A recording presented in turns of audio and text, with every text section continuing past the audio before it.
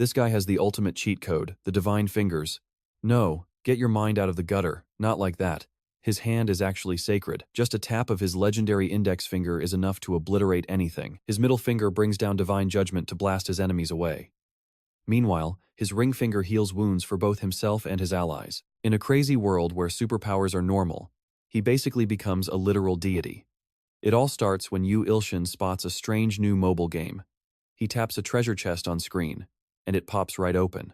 "Welcome to Evil God Creator," the screen says. Seconds later, a tiny ant crawls across his phone. Some weird gibberish pops up, so he decides to just tap around randomly. Shockingly, his screen tap actually squashes the ant in real life. A shiny gold coin pops out from the display. The game tells him he crushed his target and earned 1 divine coin. Congratulations.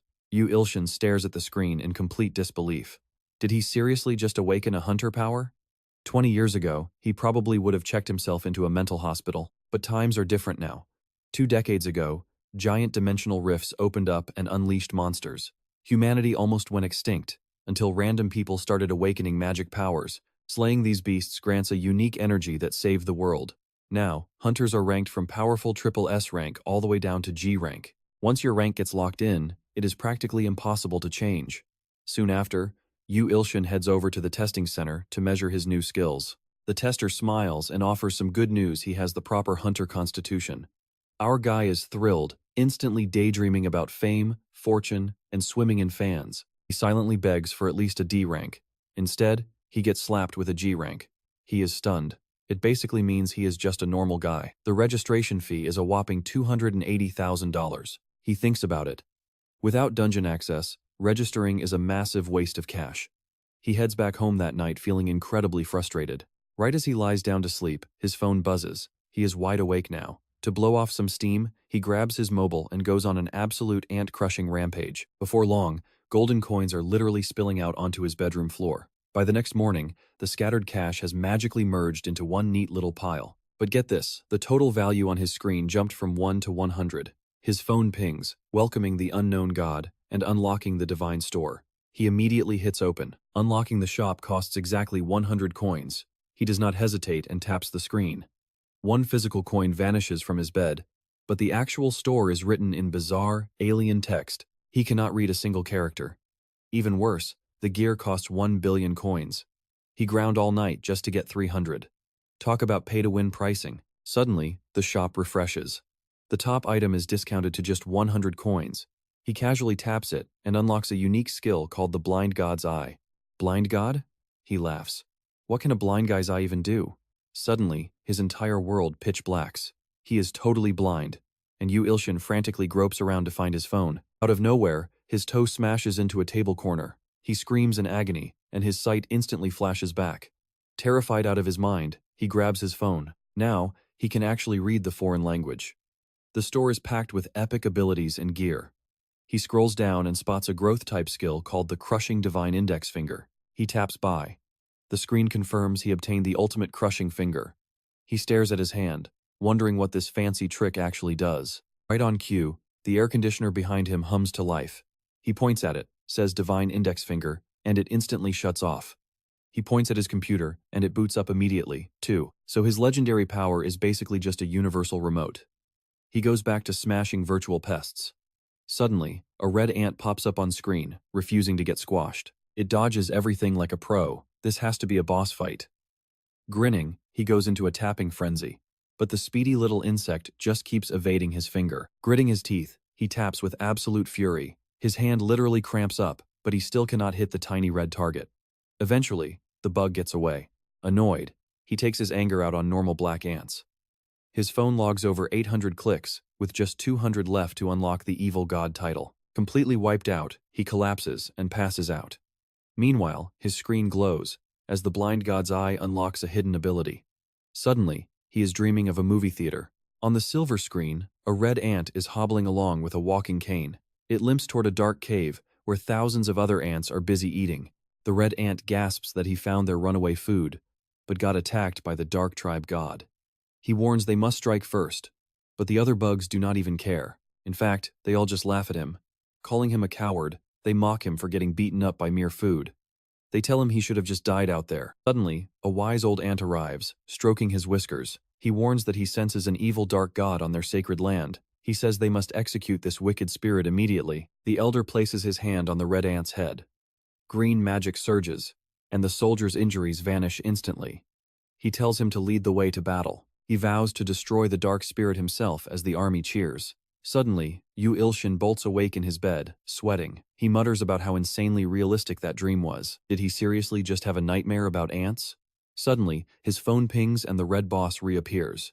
He is ready to smash it, but an entire red army spawns on screen. A blue laser beam shoots right out of the phone, leaving a cut on his forehead. In the game, the bugs gather magical energy, calling down nature's judgment. Defeating an evil god will surely earn them massive praise from the Emperor. The bugs celebrate, hoping for a taste of holy flesh as a reward for their glorious victory. The next second, a blinding red light crashes down, lighting up the sky. The ant army is completely vaporized, while Ilshin furiously taps and smashes his screen. He strikes the screen so hard that it literally starts smoking. Once he calms down, he realizes his poor phone is completely shattered, and his room is covered in physical coins. He hit 1,000 taps, earning the terrifying title of cruel slaughterer. He is totally speechless, insisting he is a law-abiding citizen who does not deserve such a villainous name. The scattered gold merges together, forming a strange glowing ring. He picks it up to take a look, catching a sweet scent that instantly refreshes his mind. Curious, he slides the ring onto his pinky. Instantly, warm power floods his system. His exhaustion completely vanishes as the phone pings, activating his evaluation skill. It is a druid's ring, holding forest energy that boosts growth. Eager to test his new appraisal power, he points his eyes at his computer and activates the skill. It actually works. He realizes that with this insane ring and appraisal skill, his official hunter rank must have shot up. There is no way he is still G rank. He heads back to the testing facility. But the receptionist looks at him skeptically, saying their machine's margin of error is less than 1%. Are you sure you want to retest? The guy happily tells him sure, but only the first test is free. That will be 1,580,000 won. How would you like to pay? Hearing that crazy price, Ilshin falls into instant despair. He is just an F-rank hunter anyway. Apologizing, he says he will come back later all because that stupid ring hyped him up too much. Slinking over to the sofa, he sits down. His phone screen activates the blind god's eye, scanning people. First, target a 30-year-old male with a severe case of hemorrhoids. Next is a 41-year-old man with a weak kidney. Then, a gorgeous 19-year-old girl named Songmiri catches his eye. She has a weird status tingling. He wonders why only she shows a real name. What kind of bizarre condition is tingling anyway? Suddenly losing all self-control, Ilshin wanders right up to her. He reaches out to tap her shoulder and then, things get interesting. Excuse me, are you feeling a tingling sensation right now? The girl glares at him with pure disgust as sparks crackle in her palm. Wait, do not think I am a creep, he pleads. I am not usually like this. Just as she is about to blast him, his phone rings, saving his life. Hurriedly grabbing it, he bolts. It is his sister calling with a crucial mission time to pick up his little niece. Arriving at the park, he spots his incredibly adorable niece, Chungyun. He seriously wonders how his giant demon sister managed to birth such a sweet little angel. He just stares at her precious face. He can't resist pinching her cute cheeks, making his niece stomp her feet in anger. She fumes that her uncle is incredibly annoying and told him to stop. Now he's in real trouble. It'll take at least an hour to calm her down. The blind god's eye activates and the appraisal succeeds. Chungyin desperately wants a chocolate cone right now. He immediately asks if she wants to go grab some chocolate cones. Chungyin's mouth immediately starts watering. Shortly after, they arrive at the ice cream shop, greeted warmly by the staff. He pulls out a pile of coins and asks for one chocolate cone. The worker looks at the loose coins, all enthusiasm vanishing as they silently sort them. The scoop of chocolate they serve is noticeably tiny, but he just smiles, thinking it's a good thing he has his remote control ability. He activates his divine index finger on the machine, making it dispense ice cream uncontrollably. He happily asks his niece if she'll give her uncle a single bite. She flatly refuses, so he lets her have it all. Suddenly, his phone chimes with a loud warning. He picks it up to find his cruel slaughterer title activated, vastly increasing his combat fortune. Suddenly, the ground violently shakes as glowing crimson eyes rip open the sky. A massive horned monster emerges from a spatial rift and starts obliterating everything in sight. He grabs Chungyin and runs for safety, but she suddenly trips over a rock. He quickly pulls her up just as the roaring monster reaches them, lunging straight at him. He closes his eyes to face the end, but thunder cracks. A young woman appears. It's the lightning girl. The monster shrugs off her attack, so Chung-Li charges her lightning again. The smoke clears, but the beast stands right back up. Chung-Li curses, realizing high-rank monsters are just built different. She wonders if a B-rank hunter like her stands no chance, then spots the duo. She shields them and yells for them to run quickly because she can't hold on. But before she can even finish speaking, the giant beast strikes again. Chung-Li tries to summon her lightning, but her energy is completely drained. As the monster closes in, painful memories of her parents flash by. She vows to destroy them all. Ignoring her father's old warnings against revenge, she tells herself to stop joking around. Suddenly, a voice echoes in her mind to crush all things, activating the divine index finger. Pure, overwhelming power floods her body like nothing she has ever felt before. With a final lightning blast, the threat is cleared. Soon, the crowd surrounds the B-rank hunter, cheering and thanking the Thunder Emperor for taking down an A-rank monster. Chung-Li stares at her hands, wondering how she tapped into such boundary-breaking power. Carrying Chung-Yin, he walks over to thank Chung-Li, though she tells him there's no need for repayment. He is just glad they are safe. Later, he carries Chung-Yin home. That evening, Ilshin stands alone on the overpass, realizing the monster was targeting him to devour his divinity. This is definitely no coincidence. He looks at the system message from the beast's defeat, showing he overcame the trial and his cruel slaughterer rank has been elevated by 1 stage. As a reward, he can grab divine abilities from the shop without spending any coins, though it's strictly limited to evil god exclusive options. And it's all because of this strange phone. He honestly wants to throw the device right into the ocean, but it chimes again. A saint's name appears, just as an ant army invades a dark tribe's stronghold in another world. The dark tribe's saint prays desperately for salvation, but her enemies mock her, asking if she really thinks she can escape. The poor girl trembles in absolute terror. She begs an unnamed god to save a tiny, helpless creature like her. Back on Earth, he looks at the screen, aims at a red ant, and taps. The enemy tells her to be grateful to become tribute, but he keeps tapping his screen. The saint begs to know her savior's name, declaring herself a servant of the one God. Just like that, he gets the benevolent savior title. Now holding both good and evil god status, his alignment shifts right down the middle, turning our guy completely neutral. First-time rewards drop a massive 100,000 coins into his lap. Rich and happy, he opens the shop and finds Growth God's protection listed for a measly 1,000. He buys the bottle, but the description is kind of disgusting. It is a flask of his own past life fluids, meant to unlock a mortal's absolute limit. The bottle says the more you drink, the better. Naturally, he sniffs it, detects no poison, and chugs the entire thing before ordering a few more. Still, nothing happens. Suddenly, the lights go out and he collapses. His evil god synchronization rate jumps from 0 to 5%, boosting his exclusive abilities along with it. Days later, he wakes up groggy on his own floor. He grabs his phone, only to see that the upgraded sync rate has completely overhauled the battle arena. He feels something tickling his hand, looks down, and realizes his bed is covered in millions of ants. Panic sets in as he runs to escape, but the door is locked tight. The little pests start chewing on him. Hopping around in absolute agony, he glances at the window. Hey, it is only the 3rd floor, right? Honestly, you cannot make this up. He jumps for it, but headbutts the solid glass instead. Fearing a painful death, absolute rage takes over as he uses his divine index finger. But these are no ordinary ants. They pull out bows, shoot a barrage of tiny arrows, and laugh at him, boasting about the power of their great imperial army. They launch an all-out assault to take his head. Unable to breathe and pinned to the ground, he spots his one saving grace, a simple can of bug spray. He grabs his lighter, turning the spray into a makeshift flamethrower. The ants are toasted, but his room is now on fire, and his paralyzed body refuses to move.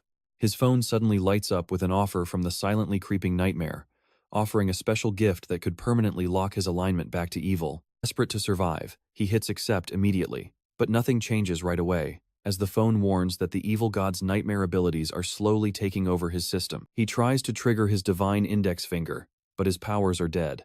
Just as he accepts his doom, the glass shatters. He looks up, and it is Sparky. Waking up in the hospital, he is interrogated by his nephew, Chung-Yoon, who demands the secret password. Once he mutters that mom is a chubby fart fairy auntie, the kid finally believes him and begs him to stay safe. Chung-Yoon demands they play since he visited, ignoring his uncle's pain. Soon, loud screams echo through the room. While Ilshin protests that he is still a recovering patient, his sister storms in, furious that he called her a chubby auntie. She scolds him for having no conscience. Suddenly, a knock sounds at the door. Chung-Yoon runs over to open it, but finds absolutely no one there. Only a mysterious flower basket sits waiting on the floor. While he wonders who left the gift, Sparky watches him from a nearby rooftop. Ever since she defeated that horned monster and followed him from the fire to this hospital, being around him has pushed her powers completely beyond their limits. After 3 days of watching him, she still cannot figure out why he unlocks her hidden strength. Then it hits her, is she acting way too much like a total stalker? Ilshin decides to sneak out of the hospital, hoping to return before his sister catches him, but suddenly, a sharp pain shoots through his lower half. Those cursed ants actually targeted his vital spots. Even in this state, the bite marks are still tormenting him. Just then, his phone lights up. The saint and her 101 followers are praying to their god, offering a sacred tribute. Realizing a tribute means gifts for highly respected figures, he eagerly taps accept. Suddenly, a glowing little stone manifests directly from his screen. It is a rare fruit of the world tree. As one of only 7 remaining fruits in existence, it promises immense vitality. He sniffs it, detects no scent, and swallows it whole. Instantly, his face contorts in pure disgust. It tastes like an 80-year-old outhouse. A sudden warmth floods his body, completely healing every single wound. Then, his phone chimes, announcing that the evil god creator has unlocked a brand new function called Divine Grace. This feature lets him bless followers who offer tribute. Wondering what ants actually like, he spots some white sugar nearby. In the other world, the ants watch sugar rain down from the heavens. As they devour the sweet crystals, their wounds instantly heal, even regenerating severed limbs. The ants rejoice over this miracle, praising their incredibly great and merciful God. He gains 101 true believers, generating matching faith. He smiles, amazed that simple sugar could make them so happy. After a quick walk, he arrives at a bustling secondhand market. He finds an item trading shop, where the staff greets him warmly. Since he wants to sell something, she hands him a form, and he sits down to look it over. The sheet asks for the item's origin, but he obviously cannot write down that he got it from hunting ants. Suddenly, a group of loud customers enters the shop. His skill appraises the leader as a 29-year-old human with underdeveloped muscles. Ilshin chuckles to himself, realizing he could probably take this guy out with a single punch. He sighs, wondering why the blind god's eye keeps appraising things automatically. At the counter, a man presents an exquisite suit of armor, but Ilshin's screen labels it as absolute garbage scrap iron. His skill detects a crude illusion spell on it. Meanwhile, the staff examines the chest piece with a glass, measuring 560 magic units. The rooster-headed man boasts about their guaranteed quality, asking for 300 million cash. The clerk hesitates for a moment, then agrees to retrieve the funds from the vault. Unable to stay silent, Ilshin stands up and warns her that the armor is fake. Inside, he immediately regrets it, wondering why on earth he decided to interfere. The 3 scammers freeze in anger. A massive thug grabs Ilshin's collar, demanding to know if he can take responsibility for those words. But Ilshin simply prepares his devastating divine index finger. With a tap, the armor crumbles into worthless scrap metal. As the thug rages, the rooster-headed leader quickly stops him, bowing deeply to apologize to what he assumes is an elite hunter. He nods, letting them escape. The grateful clerk thanks him, excitedly calling him a legendary hermit recluse, a powerful hunter who chooses to live a quiet, ordinary life. While he struggles to find a good excuse, the clerk eagerly reminds him about the item he wanted to sell. He awkwardly reaches into his pockets to search for it. She examines his ring, finding a magic value of only 2. Explaining that she cannot offer much for a low D-rank item, he takes it back as his skill flares up again. The screen reveals it is a druid ring, best gifted to Sparky. Right on cue, Sparky is hiding nearby, completely baffled by how quickly he recovered from his near-death state. She wonders if he used a supreme grade potion, but how could a simple G-rank hunter afford that? She starts believing he might actually be an incredibly powerful high-ranking warrior in disguise. Since he easily saw through her disguise and healed instantly, she hopes he can help her surpass her own power limits. She shakes her head, realizing she is acting like a creepy stalker again. She dreads her sister, lecturing her if she gets caught. Suddenly, Ilshin sneaks up behind her. Blushing furiously, he grabs her hand and presses the ring into her palm, telling her to accept it. Promising that the ring will help her, he quickly runs away, leaving her utterly bewildered. Curious about its power, Sparky heads straight to the Hunter Testing Center to measure her new abilities. The researcher gasped, announcing her energy just hit 7,000, which is outstanding even for an A rank. Sparky stares at her hands, shocked that the ring elevated her level so easily. She cannot believe he just casually handed her such a powerful treasure. Suddenly, a man applauds from the side, flanked by 2 elite S-rank hunters. One of them is her sister, Shang Weina. Shang Weina coldly warns her not to get carried away, reminding her that she is still just an A rank. If she tries to seek revenge alone, there will be consequences. But Sparky secretly disagrees. With that mysterious man on her side, achieving her revenge will be a breeze. Meanwhile, Ilshin is sound asleep, currently having a wild nightmare about the terrifying Ant Emperor. The Emperor orders General Kamakiri to lead 5 million troops to crush him. Kamakiri bows deeply, accepting the command. Ilshin instantly jolts awake, sighing in relief that it was only a dream, but his relief quickly fades. Knowing his luck, this is definitely not just a normal nightmare. He barely survived 100,000 ants, and now he has to face 50 times that amount. His phone chimes with a message from an entity called Silently Creeping Nightmare.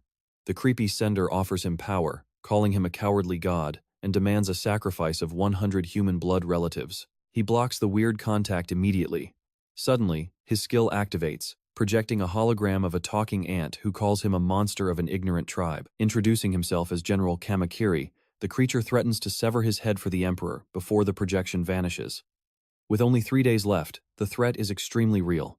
On his phone, the saint and her followers are terrified of the incoming Imperial army. Realizing he must prepare, he stands before a mirror, trying to appraise himself using his unique skill. Staring so hard his eyes almost pop out, the skill finally works, labeling him as fragile and timid. He slumps onto his bed, looking for useful items to trade. He tries out an item called Grand's Fire, but it generates a flame weaker than a common lighter. Realizing he was scammed again, he regrets not throwing this trash away sooner. Remembering his growth protection potion, he chugs 200 bottles in a row, boosting his synchronization rate to 10%. He polishes his sword 20 times before collapsing, exhausted. Meanwhile, Sparky buys some cute gifts, hoping to spark up a deeper conversation with him. She rings his doorbell repeatedly, but when no one answers, she notices the front door is slightly ajar. Suddenly, we find our main character held captive inside a dusty warehouse. But because he spent all night polishing his sword 20 times, he is still sound asleep. Drifting in a sweet dream, he laughs while his 3 kidnappers watch in pure confusion. He mutters that he wants them all, and then snaps awake. He looks around in confusion. The kidnapper with a rooster haircut mocks him for sleeping through his own abduction. Meanwhile, the blind God's Eye system reveals the thug is a basic flame user. Next up is a weakling with underdeveloped muscles. Realizing these are the same scammers from the item shop, he directly asks them what they want. The rooster-haired thug demands cash since he ruined their deal. Ilshin awkwardly admits he does not have his phone, but the thin goon pulls it out, grinning that they brought it along. Suddenly, a system warning flashes. An ant army is just 20 meters away. He screams at them to untie him and throw the phone, but it is already too late. Endless ants start pouring from the screen. The swarm completely covers the thin man, devouring him in under a second. The terrified rooster-haired leader gasps, accusing Ilshin of being some crazy insect summoner. Showing off some serious skill, the leader unleashes fire that incinerates the swarm. Ilshin watches in shock that was supposed to be a basic spell. Then, the boss turns around, looking furious. The thug sneers that it is payback time for his dead goon. Ilshin tenses up, thinking he is finished, but suddenly, the boss stumbles and drops cold. A rock hits his skull, drawing blood. Looking down, they see the insane ant army has actually built catapults. The giant lackey tries to flee, but the door is locked. Ilshin begs him to cut the ropes. More tiny catapults fire, splattering blood everywhere. Not even high-level fire spells could wipe this swarm out. He genuinely wonders if he is going to make it out alive. He should have trashed that cursed phone hours ago. Suddenly, a voice booms, calling him an evil god whose servants are dead, promising to turn him into food for their emperor. Then, his phone buzzes. The screen flashes, activating a minor miracle. Sudden lightning obliterates the swarm as Sparky majestically appears right before his eyes. He is absolutely thrilled. Ant General fumes with rage, thinking this evil god must be incredibly powerful to destroy an imperial army without even lifting a finger. To them, he is the ultimate threat. Tearing off its armor, the general roars that while Kamakiri may die today, she will take Sparky down with her. Meanwhile, Sparky just keeps blasting them with raw electricity. There are just too many ants. He stands there grinning foolishly, completely blind to the danger, while the general whispers her ultimate technique, the 1,000 Blades. She sacrifices her own loyal troops to summon a massive surge of power, even as her clueless soldiers beg her to run. With a single, clean strike, the general decapitates her own remaining troops. Sparky and Ilshin watch in horror as her dark energy begins to swell. The system identifies her as Kamakiri, an imperial general aiming to slice off Sparky's head. Before anyone can blink, she charges straight at Sparky. Sparky throws up a lightning barrier, but the general slices right through it, moving with blinding speed. A flash of a blade, and Sparky collapses. Ilshin goes completely red with rage. He cannot lose her. She saved him 3 times. Suddenly, a notification offers to alter a mortal's fate for 100,000 divine coins. He accepts instantly. Golden light floods his vision as time literally bends backward. He is pulled right back to the moment the general broke the shield, charging in for the kill. As Sparky prepares to die, Ilshin's chains completely shatter. He breaks free, yanks her behind him, and glares at the general with pure, murderous intent. Sparky is in awe of his raw power, realizing he really is a legendary master. The general screams that he is just a lowly bug, but Ilshin simply flips her off, invoking his divine middle finger to vaporize her instantly. He stays totally calm while Sparky gazes at him with pure admiration. Curious, he picks up a dropped knife, wondering what it is for, but he immediately throws it away because it is boiling hot. Sparky takes off her helmet, begging him to take her as an apprentice, completely unaware he is actually the weakest hunter around. He only won because of his cheat system and has 0 actual skills to teach. Still, she refuses to leave his side. She even glues herself to him while he is trying to watch private, wholesome videos. Annoyed, he asks how long she plans to crash here, but she insists she is not leaving until he accepts her. He sighs, reminding her that he is literally a bottom-tier G-rank hunter, but she argues that the ring he gifted her gave her a massive power boost, so she needs to pay him back. To prove her worth, Sparky starts carrying heavy cement bags to repair his rundown house. Within hours, she turns his dump into a luxury suite. Hungry after all that work, they decide to grab some food, but an emergency broadcast cuts their dinner plans short. Sparky grabs her helmet, preparing to head out, so Ilshin hands her a bottle of Growth God's protection to take with her. Thanking him, she flies off into the sky while Ilshin heads to a nearby diner alone. The television inside is broadcasting the latest breaking news. An S-rank monster named Tra has emerged. A brave hunter is holding the line to let citizens evacuate, but she is at her limit. The news identifies the solo fighter as the Thunder Empress. On the battlefield, Sparky holds her ground after saving a civilian. Fighting an S-rank beast is terrifying, but there is 0 time to hesitate. The beast strikes. She leaps into the air, unleashing a massive surge of lightning that leaves the giant monster completely silent. The reporters announce that the Thunder Empress has won, sending the crowd into a frenzy. Just as Sparky celebrates her victory, a massive tentacle blindsides her, sending her flying across the ruins. The brutal blow leaves her completely paralyzed. As the monster charges toward the defenseless crowd, her eyes land on the recovery potion Ilshin gave her. Hugging down the divine potion, Sparky instantly recovers her full strength. Pure lightning floods her veins, and she unleashes an insane 1 billion volts of electricity. The blast completely vaporizes the S-rank threat. During the post-fight interview, an ecstatic Sparky boasts to the cameras that she won, all thanks to her master's legendary potion. With over 2 million views, she is a viral sensation. Yet, this superstar is casually eating noodles at his table while he tells her to go home. Sparky quietly admits that nobody is waiting for her. He tries to comfort her, but she explains that her parents actually died in the infamous Abyss Falling Dragon incident. That tragedy cost humanity millions of lives just to bring the dragon down. Feeling like an absolute jerk for bringing it up, he immediately covers his mouth. Offering his own black bean noodles to make up for it, she instantly beams with joy. Right then, his phone flashes with a new notification. He has maxed out her affection and trust. If she repeats the magic phrase, "Believe in the one God," he will unlock a special faith system. He scoffs, thinking this is not some dating simulator. But then again, if unlocking her faith grants him tons of divine coins like before, it might be worth the embarrassment. He awkwardly asks her to repeat the phrase, "Believe in the one God." But the moment the words leave his mouth, he drops to the floor, dying of sheer embarrassment. After apologizing for his weird behavior, the girl declares her absolute faith in the one God. Instantly, his phone buzzes. Faith has officially been generated. The system congratulates him since Xiang Miri is now his first follower on Earth, unlocking skill sharing to borrow her power. But he just rages that this stupid game is not giving him any coins. He wants to uninstall the app. Sparky just stares in confusion. Suddenly, a portal tears open behind her, and massive ants crawl out. Oddly, they bring treasure chests to beg for peace. Oblivious, he decides to test his lightning storm skill, raising his hand to activate skill sharing. The next second, he summons a full lightning storm. Instantly, his entire roof is blown off, roasting the ant peace delegation into ash. Sparky watches with pure excitement. Sparky gasps that her teacher can use lightning too and is totally amazing. Meanwhile, he is holding back tears. His house was just repaired. Over in the ant world, their emperor finds out his delegation was vaporized. Furious, He deploys his entire elite force to eliminate Ilshin. Meanwhile, our hero is just casually watching Sparky run laps. Soon, Sparky smashes her 100 laps. He hands her a bottle of Growth God's Protection, basically a casual juice box to him, but a massive power-up for her. He wants to be a decent master, even if he can only offer her random potions. When Sparky eagerly asks what is next, he just tells her to start doing some squats. To figure out a proper training plan, he appraises her, using the blind god's eye. Instantly, the system pulls him directly into her inner mind.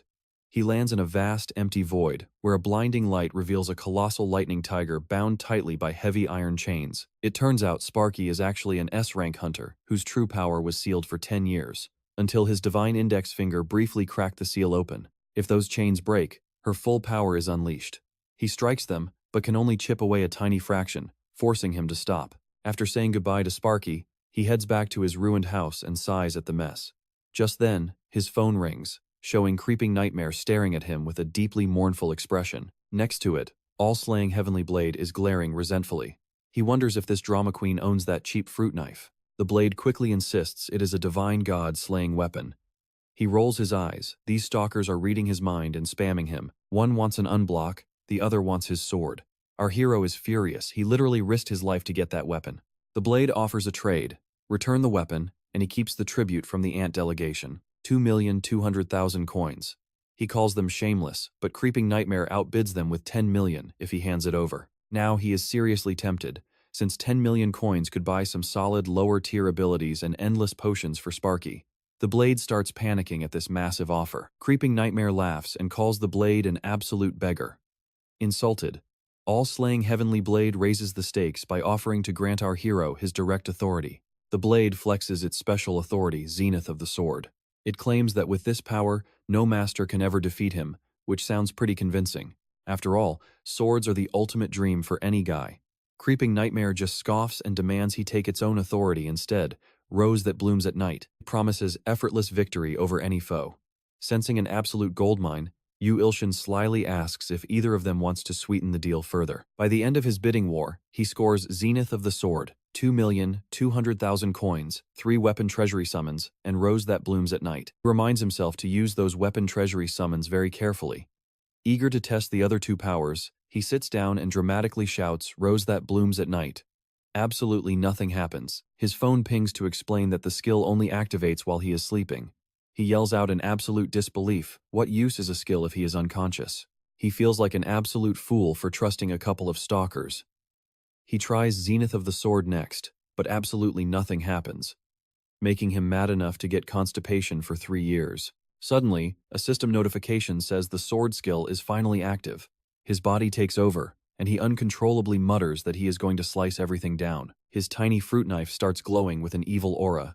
He weirdly licks the blade, sprints to the restaurant next door, and frantically starts chopping 100,000 green onions. He stumbles home by evening completely exhausted, complaining about how this ridiculous sword skill just possessed him. But hey, at least nothing too terrible happened. He spoke way too soon. As he falls into a deep sleep, the ant army invades his roof, but as they charge his sleeping body, a giant rose sprouts directly from his chest.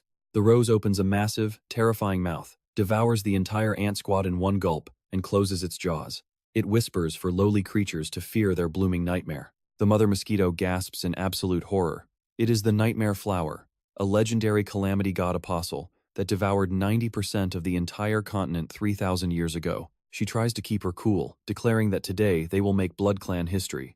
She charges ahead, and the remaining ants follow her into battle. But their attacks do absolutely nothing. In a flash, the giant flower swallows them all up. Terrified but desperate, the mother mosquito roars that she will take this monster flower down with her. She fires off her strongest ultimate move, only for the rose to casually eat it in one bite. She stares in absolute shock before the rose swallows her whole. The next morning, our main character wakes up feeling weirdly bloated, sleepily reaching for his buzzing phone. An alert shows that the saint and her followers are pleading for help. He quickly uses the blind god's eye to find they have been poisoned by a hostile bee clan. He wonders if they stupidly poked a beehive looking for honey. He opens his computer to search for ways to treat ant poisoning. Suddenly, his phone notifies him that his godly concern has unlocked the miracle option. Because honestly, what is a god without a few good miracles? Depending on his alignment, they will either worship or fear him. Activating a healing miracle costs 100,000 coins, and he clicks confirm without a single second thought. The system uses some of the world tree fruit he absorbed to perform the miracle. Hoping they are safe now, he suddenly feels incredibly tired. In an instant, he is knocked out cold. His phone updates his benevolent savior title from E rank to D rank, officially moving his alignment from evil to neutral. Other benevolent deities, especially Endless Abundance, are starting to notice him. Meanwhile, in the ant world, the saint and her people wait with pale, terrified faces. Everyone is begging for a miracle. Just then, a raindrop falls. Suddenly, a massive downpour sweeps in, completely washing the deadly poison right off the poor ants.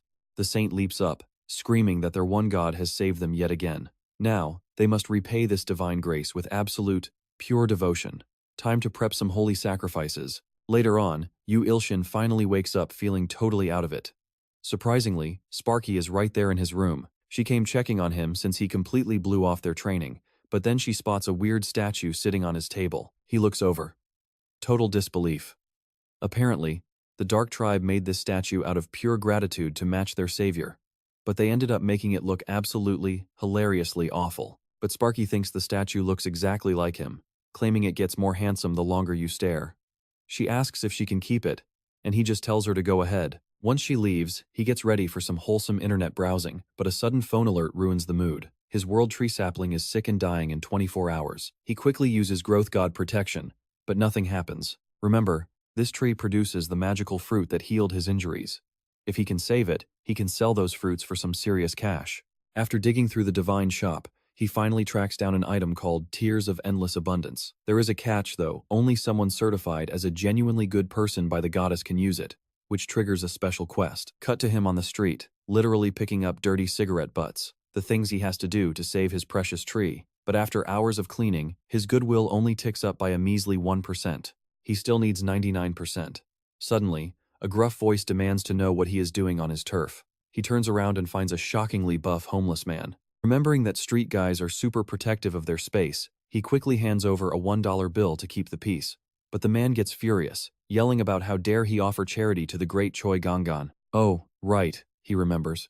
This guy is actually a famous S-rank hunter who started as a street sweeper. Choi Gangan snatches the cash anyway, muttering that since it is sincere, he will accept it. He checks his phone. Nothing. He just did a good deed, so why didn't his goodwill score go up? He glances over at Choi Gangan happily chugging cheap alcohol. Giving charity to a messy drunkard is apparently useless for quests. Annoyed, Ilshin calls him Grandpa, which immediately triggers the old man to shout back, asking who he is calling Grandpa. Thinking fast, he pulls out a trash bag and politely asks his new big brother to let him clean up the empty bottles. Hearing himself called big brother instantly puts a massive smile on Choi Gangan's face. Right on cue, a loud monster siren starts blaring in the distance. He immediately tries to bolt, but Choi Gangan snatches him by the collar and launches them both straight into the sky. Opening his eyes, he almost dies of fright right there. They land near an abandoned factory building, though Ilshin has already completely passed out from terror. Dropped like a sack of potatoes, Ilshin hits the dirt. Right ahead is a giant, hideous toad monster. Choi Gangan grins, muttering about having toad legs with his drinks tonight, before charging right at it. Suddenly, his system alerts him that direct killing intent has been detected nearby. Without warning, the terrifying nightmare flower sprouts right out of his body. The massive plant opens its giant maw, snapping greedily at both the toad beast and Choi Gangan. In a split second, it literally gulps them both down in a single bite. Meanwhile, Ilshin wakes up in a strange, quiet forest. Standing up, he notices a mysterious figure dressed all in white. Stepping closer, he nervously stammers out a question asking where they are. Taking off their hat, the figure welcomes back their great and merciful god. Before he can even react, reality suddenly cracks open, throwing him back to find Choi Gangan lying on the ground, completely covered in slime. Crying for his mother, the S-rank hunter is traumatized by the giant flower that ate him. Ilshin gags, wondering why on earth the old man smells like a septic tank. Right then, his phone buzzes with a notification. He apparently saved world peace by defeating the evil god's minion, easily maxing out his goodwill quest. His reward is the legendary Tears of Endless Abundance. Using the item, the magical drops instantly restore the dying world tree sapling. He is absolutely thrilled, already picturing himself getting filthy rich off the harvested fruits. The system congratulates him on reviving the tree, which lays the perfect groundwork for the Dark Tribe's grand return. And as an extra thank you, the grateful ants have sent him another divine statue. After dropping Choi Gangan at the hospital, he goes home. Looking at the new statue on his desk, he is speechless. How does this ugly thing look anything like him? His system alerts him that because of this statue, his empathy level with the ants has surged to 10%. Suddenly, a strange text message pops up on his screen. Talk about a wild twist. Staring at the screen, he is baffled that he is now texting with bugs. Right after, another message pops up, desperately begging him to save their poor tribe. The notification reveals that the dying tribe is under attack by vicious magical beasts. Looking at the tiny ants writhing in pain, he gets genuinely angry, demanding to know who did this and telling them to lead the way. Ready to crush the attackers with his bare hands, he tells them to lead. Hearing this, the ants weep tears of gratitude, though they move painfully slow. Eventually, the ants halt, shivering in absolute terror. He pinches his screen to zoom in on the danger, but the moment he sees what is waiting ahead, his whole body freezes. It is a massive, crawling army of cockroaches. These bugs are summoning beasts that double in number every single hour. Without wasting a second, he turns on his heels and runs for his life, while the panicked ants scramble right behind him. But the saint refuses to panic. She points backward, boldly shouting that their protective god has always been right there beside them. Except, when she actually turns around, she just sees him sprinting away in the opposite direction. She stares in absolute disbelief, while the other ants burst into tears, realizing their god just left them for dead. Cut to a few minutes later, and the ground is completely littered with dead bugs. Luckily, because he absolutely despises cockroaches, he had a massive stash of heavy-duty bug poison lying around his house. As the ants clean up the messy battlefield and stomp out the survivors, Ilshin notices the saint looking incredibly depressed. Confused, he asks why she is so downcast when they literally just won. Hearing his gentle voice, the saint bursts into floods of tears, sobbing that she is unworthy to serve him after doubting his supreme plan. She then dramatically begs him to just execute her on the spot. Just as he tries to comfort her, his phone vibrates. The system screen announces that he has officially gained a brand new, exclusive power called the Divine Thumb of Multiplication. Tapping to claim it, he reads the ridiculously over-the-top description. It makes him cringe, sounding just as embarrassingly pretentious as his other skills. Right as he is getting ready to test his new power, his online dating match texts him asking to meet up. But when he happily arrives at the restaurant, he finds out his date is actually a dude. Choosing to just eat some free food and run, he is trapped when his date keeps staring, suddenly asking when they are getting married. He stammers, trying to lie. Offended by the hesitation, the man slams the table and yells that he is a complete scumbag who never planned to marry him. But just as Ilshin tries to placate him, his phone saves him. The screen warns that more beasts are attacking the dark tribe, asking if he wants to clone his ants to fight them off. He quickly taps the multiply option, but the angry man notices he is playing a game and delivers a stinging slap to his face. Down in the insect world, the tiny ant army stands perfectly in formation. Raising her hands high on a stone platform, the saint shouts out to the heavens that they will soon crush every single beast in their path. Shortly after, his phone buzzes with some insane news. He actually defeated the destruction god's beasts, banking 300 million divine coins while walking down the street alone. After a tough struggle to protect his dignity, his phone pings again. Endless Abundance wants to sponsor him as a reward for ranking as a benevolent savior. As the one god, he can choose any ability with all costs fully covered. Naturally, he does what any sane person would do and picks the most expensive option. He goes right for heaven and earth creation, a super moon god power with a price tag of 1 followed by 100,000 zeros. But the system warns him that he does not meet the requirements to run something that massive. Because of this, the power gets scaled down to a single-use version called false heaven and earth creation. Instantly, the world shifts. That night, people everywhere stare at the night sky in absolute shock as a second moon appears right next to the original one. But because he knocked back way too much cheap alcohol, he passes out right after. He wakes up the next day with a pounding headache and sits on the steps to train Sparky. Sparky crushes 500 laps in just 5 minutes. Next, he orders her to do a plank so he can enter her mindscape. He tells her to stay absolutely still, activates his blind god's eye, and dives right back in. Inside, the lightning tiger has finally let its guard down. He uses his divine index finger to snap the heavy chains. Many still remain, but he manages to shatter quite a few. The tiger affectionately licks his face as a thank you. Once he snaps back to reality, he tells Sparky to test her new strength, and the results are absolutely mind-blowing. Sparky cheers in pure delight. She runs another 200 laps to finish up while his phone buzzes with a notification. The saintess wants him to finally give her a proper name. He figures a real name is much better than calling her saintess all the time. He names her Little White, and the poor thing is so touched she literally cries tears of joy. Naturally, all the other ants want names too, but naming hundreds of them would take forever. He lazily numbers them 1, 2, 3, and so on, before heading back inside his house. Soon, his phone alerts him that the ant tribe has evolved into the Jami tribe. Thanks to his naming and their hunting experience, they are looking pretty adorable now. With the Jami tribe evolving, his level as the one god rises to 2, unlocking a civilization renaissance. He easily helps the little ants build sturdy walls, training grounds, and lush farmland. Saintess Little White loudly gathers everyone, pointing out the incredible miracle performed by their god. She leads the entire tribe to worship their magnificent creator together. He finds these tiny ants more adorable by the second. But as he clicks the mysterious third option, an ominous tower of warriors pulsing with pure evil energy suddenly rises. Only the bravest can challenge this tower, and the survival rate is a terrifying 1 in 10,000. Seeing this menacing structure, the entire ant tribe instantly falls into a massive panic. To prevent a disaster, he knocks down some walls to block the entrance and warns them never to go inside. But amidst the crowd, one little ant quietly stares down at its own hands. It remembers the terrifying moments when the tribe was in danger, realizing it must become stronger to protect its family. Staring at the forbidden tower, it makes a quiet, dangerous resolve. Meanwhile, in the ant empire, the furious ant emperor screams at a cockroach. Even their massive cockroach army completely failed to defeat the dark god of the rival tribe. Losing his temper, the emperor instantly squashes the cockroach with a single strike. He roars about how useless they all are, wondering if he has to do everything himself.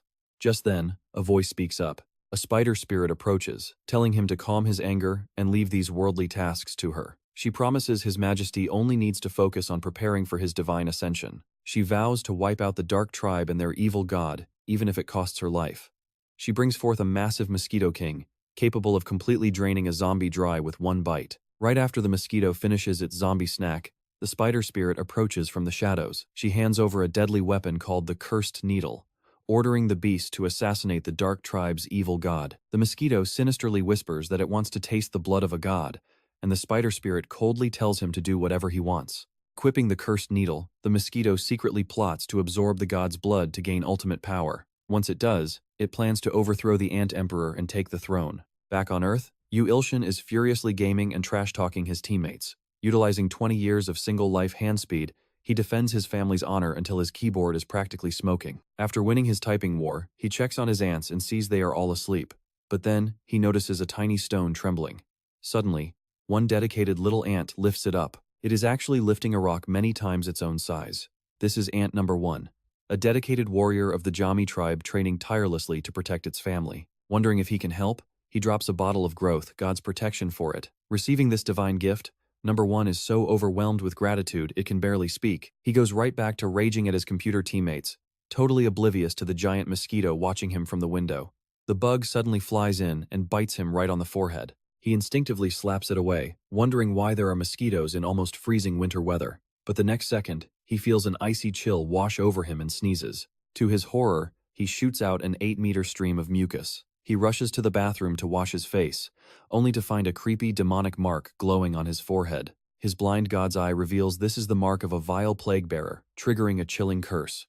He panics, but with his online teammates still insulting his family, there is absolutely no time to think. Next comes a raging fever, severe muscle pain, and sudden anemia. Desperate, he quickly scrolls through the divine shop and finds a healing item called Huada's pill. But the moment he clicks buy, a sudden quest notification blocks him. Realizing he has no choice, he drags himself to the nearest hospital. Inside, a suspicious-looking man is glancing around. He is an evil god follower, completely brainwashed by his dark cult. The man intends to launch a devastating attack to offer sacrifices to his god. Right around then, Ilshin finally stumbles into the lobby. He is practically crawling on the floor at this point, and this absurd system mission clearly wants him dead. It expects him to somehow save 100 humans with sincere devotion. He might as well just give up now. Suddenly, the evil cultist grabs a nurse hostage, brandishing a detonator and shouting at everyone to stay back. Fortunately, Sparky is already there, ready to pounce. Our hero stares at the unfolding chaos in complete confusion. Spotting the glowing demonic mark on his forehead, the attacker assumes he is a fellow cultist and begs him for help. The cultist urges him to help make sacrifices for the destruction god. Hearing this, Sparky roars in anger, telling the idiot to shut up because he is talking to her highly respected master. The bald man snaps back, arguing that the skull mark on his forehead is their cult's signature symbol. He can feel the evil aura and assumes he is an elite agent. Staring at the cultist, our protagonist activates his blind god's eye to read his memories. He sees a purple-haired man ordering him to terrify the victims first to summon the god of destruction. Having glimpsed the cultist's memories, he realizes just how insanely dangerous this situation is.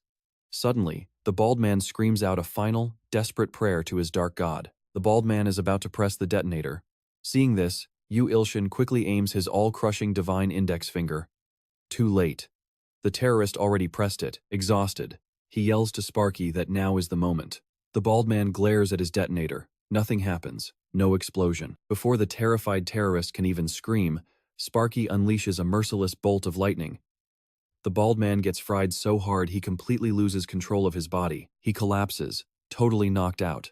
But right before he fades away, a dark necrosis curse activates in his mind. In a daze, he wakes up in a massive, empty void. Wandering through the dark space for what feels like eternity, a booming voice suddenly speaks. It mocks him as an infant god, promising him endless agony and fear. Suddenly, giant demons towering hundreds of feet tall materialize. As he stands there completely frozen, a terrifying nightmare flower looms right behind those massive beasts. The giant flower swallows those arrogant monsters in a single, effortless bite. Just like that, his survival mission is complete. The master of the medicinal book is highly pleased with him. He receives Hatata's pill as a reward. Waking up in a daze, he feels something in his mouth and chews instinctively. Suddenly, all his injuries completely heal. As an extra bonus, a portion of that entity's divine power merges into him. Meanwhile, Sparky gets swarmed by fans asking for autographs, allowing Ilshin to sneak away. Safe at home, he flops onto his comfortable bed, amazed by how well Hatata's pill works. But then, his phone buzzes. Number 1 is desperately begging for his help. The message reads, "One God, I am so sorry to disturb you, but can I have more of that holy medicine?" Ilshin sits up instantly. What happened? Across the void, Number 1 is trembling on the cold floor. The long-haired warrior knows he must survive to protect his tribe. A glowing door slowly opens, and he stares ahead with determination. Now, Ilho must challenge the legendary Tower of Heroes. He is currently on the first floor, the Trial of the Rock. The rule is simple: survive to proceed. Thanks to a special drink from Ilshin, he levels up and becomes a soldier. He feels incredibly optimistic about winning. But suddenly, a massive boulder hits him head-on, crushing him. Pinned beneath the giant stone, the young man groans in intense pain. Tears streaming down his face, he desperately cries out for Ilshin. Defeated, he lies helpless on the dirt. Ilshin watches apprehensively through his screen as the poor kid gets crushed. He wonders if he is badly hurt. A sudden notification flashes, 10 minutes remain. In absolute desperation, Ilshin tries to trigger divine growth, but it does not work. With only 7 seconds left, he suddenly remembers his Master of the Blue Sky reward. Using this, he can spend 100 coins to buy the unique skill, God's Divine Healing. A prompt flashes asking for confirmation. With only 3 seconds left, he buys it. A brilliant green energy descends upon the fallen warrior. Instantly, his strength returns. Ilho regains consciousness and slowly opens his eyes, looking around in complete shock. Overwhelmed with emotion, Ilho looks toward his savior with teary eyes, but Ilshin immediately scolds him for entering this deadly place, telling him to leave only the exit is locked. The system explains that leaving is impossible until clearing the 50th floor. Desperately looking at the shop, the young man realizes they are completely trapped. There is no other choice. But suddenly, a loud knock rattles the front door. Ilshin quickly gulps down a small potion, telling Ilho he will be right back. The young man heads over to open the door.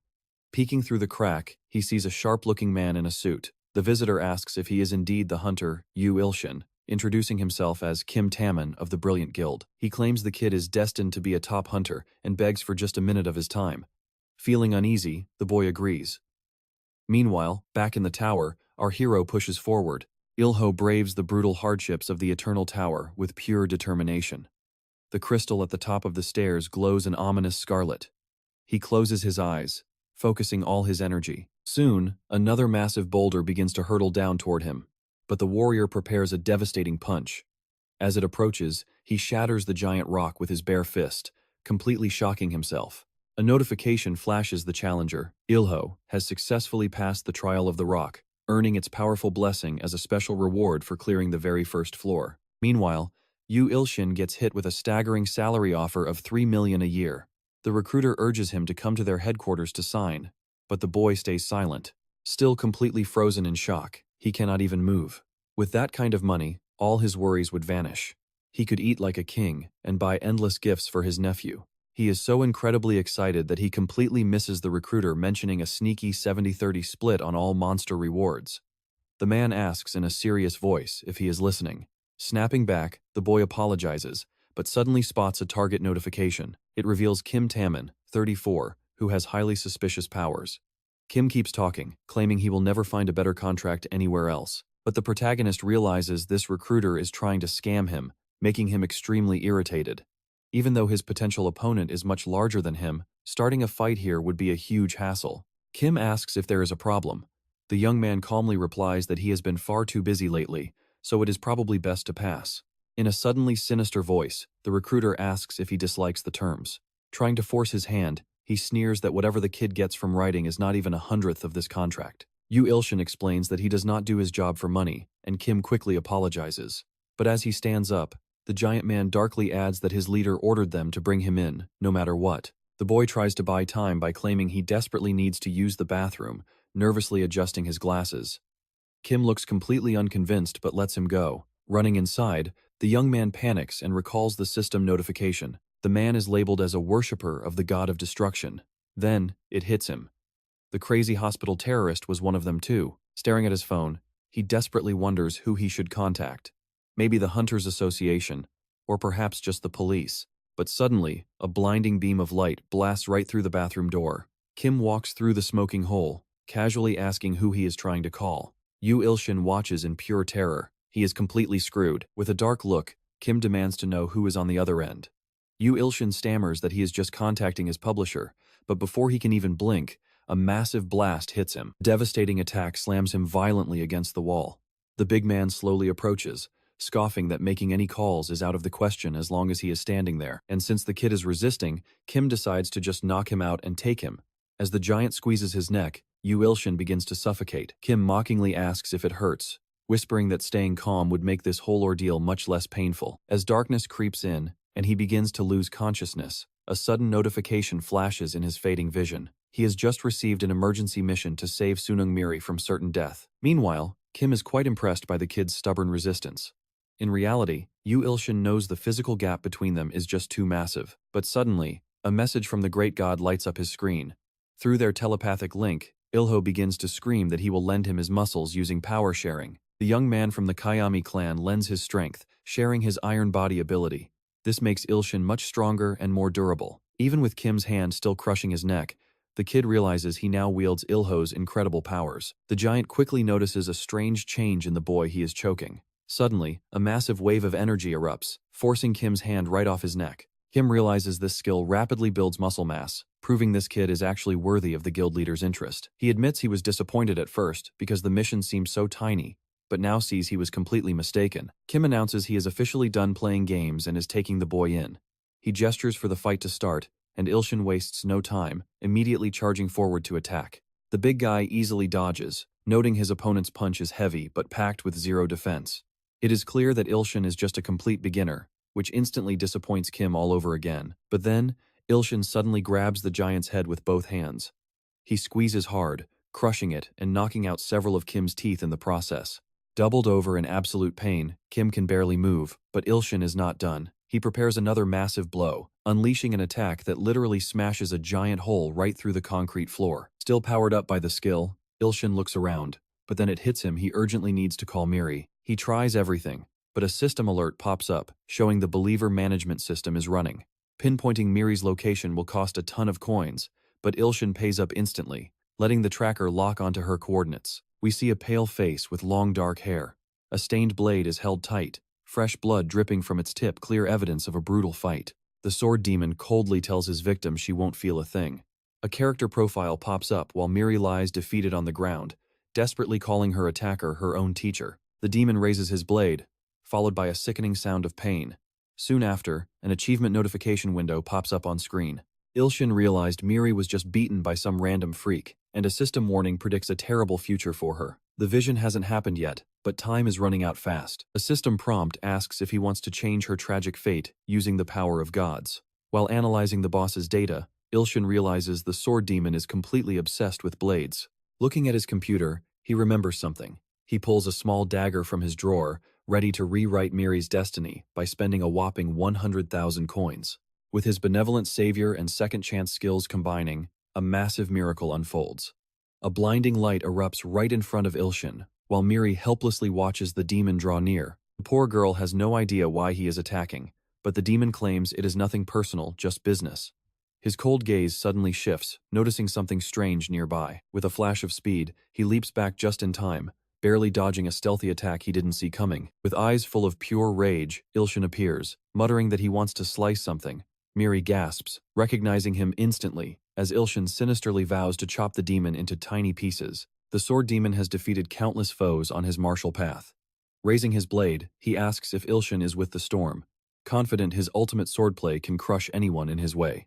Still, he wonders who this weird guy actually is. He has glowing red eyes, yet he is only holding a tiny butter knife. Keeping his eyes locked on his target, the demon readies his sword, thinking this kid is an absolute fool. If he expects to block a real blade with a kitchen utensil, this will be easy. A sharp slash misses Ilshin's neck by an inch, leaving a purple trail. The demon thinks simply dodging is the kid's best-case scenario, but Ilshin just smiles, grips his butter knife, and effortlessly blocks the massive strike. The tension skyrockets, and the demon finds this completely absurd, realizing he majorly underestimated his opponent. His slashes can easily slice through solid stone like tofu, meaning there is no way the kid can block this next full-power lunge. Yet, Ilshin effortlessly deflects it once again. The blast shatters the wall behind them as the demon stares in disbelief. Panicking, he unleashes a relentless flurry, desperate to land just one hit. Ilshin calmly repeats his desire to slice everything while effortlessly parrying each blow. The demon senses the storm's power in him, wondering why such a powerful secret hunter isn't officially registered. Pulling a mysterious vial from his pocket, the demon decides it is time to unleash his ultimate secret weapon. Downing the liquid, he smiles, knowing he can finish this fight with one decisive strike. But as the potion takes effect, his body warp mutates, and his eyes go completely blank. His muscles swell as he screams, a strange crest appearing on his face. Snapping into a battle stance, he readies his blade once more. Ilshin's face remains totally blank as he repeats his creepy catchphrase. Unbothered, the demon lunges forward, his lifeless eyes glowing with a terrifying purple energy. With insane agility, the monster unleashes a flurry of slashes, but Ilshin slips through, aiming a lethal knife strike at his throat. Right before it connects, the demon vanishes into thin air. Glowing footprints appear right behind our hero, and suddenly, the demon drops down from above for a devastating plunge that violently shakes the entire battlefield. The sword demon lands safely, confident his heavy blow connected. He silently commends the nameless kid for giving him such a decent warm-up. Suddenly, his blade snaps in two, leaving him completely horrified. As a soft chuckle echoes through the dust, the demon realizes the kid is still standing there completely unharmed. Ilshin just stands there with hollow eyes, muttering about wanting to slice things. The demon gasps in horror, the kid's neck is twisted backward, only to snap right back into place. Swaying slightly from the impact, Ilshin takes a second to steady himself. Then, he slowly raises the hand holding his butter knife. The demon stands frozen until a flash of blue energy streaks past. Instantly, he knows his life is over, as a storm of lethal beams shreds him from every single direction. And yet, the sword demon is still breathing.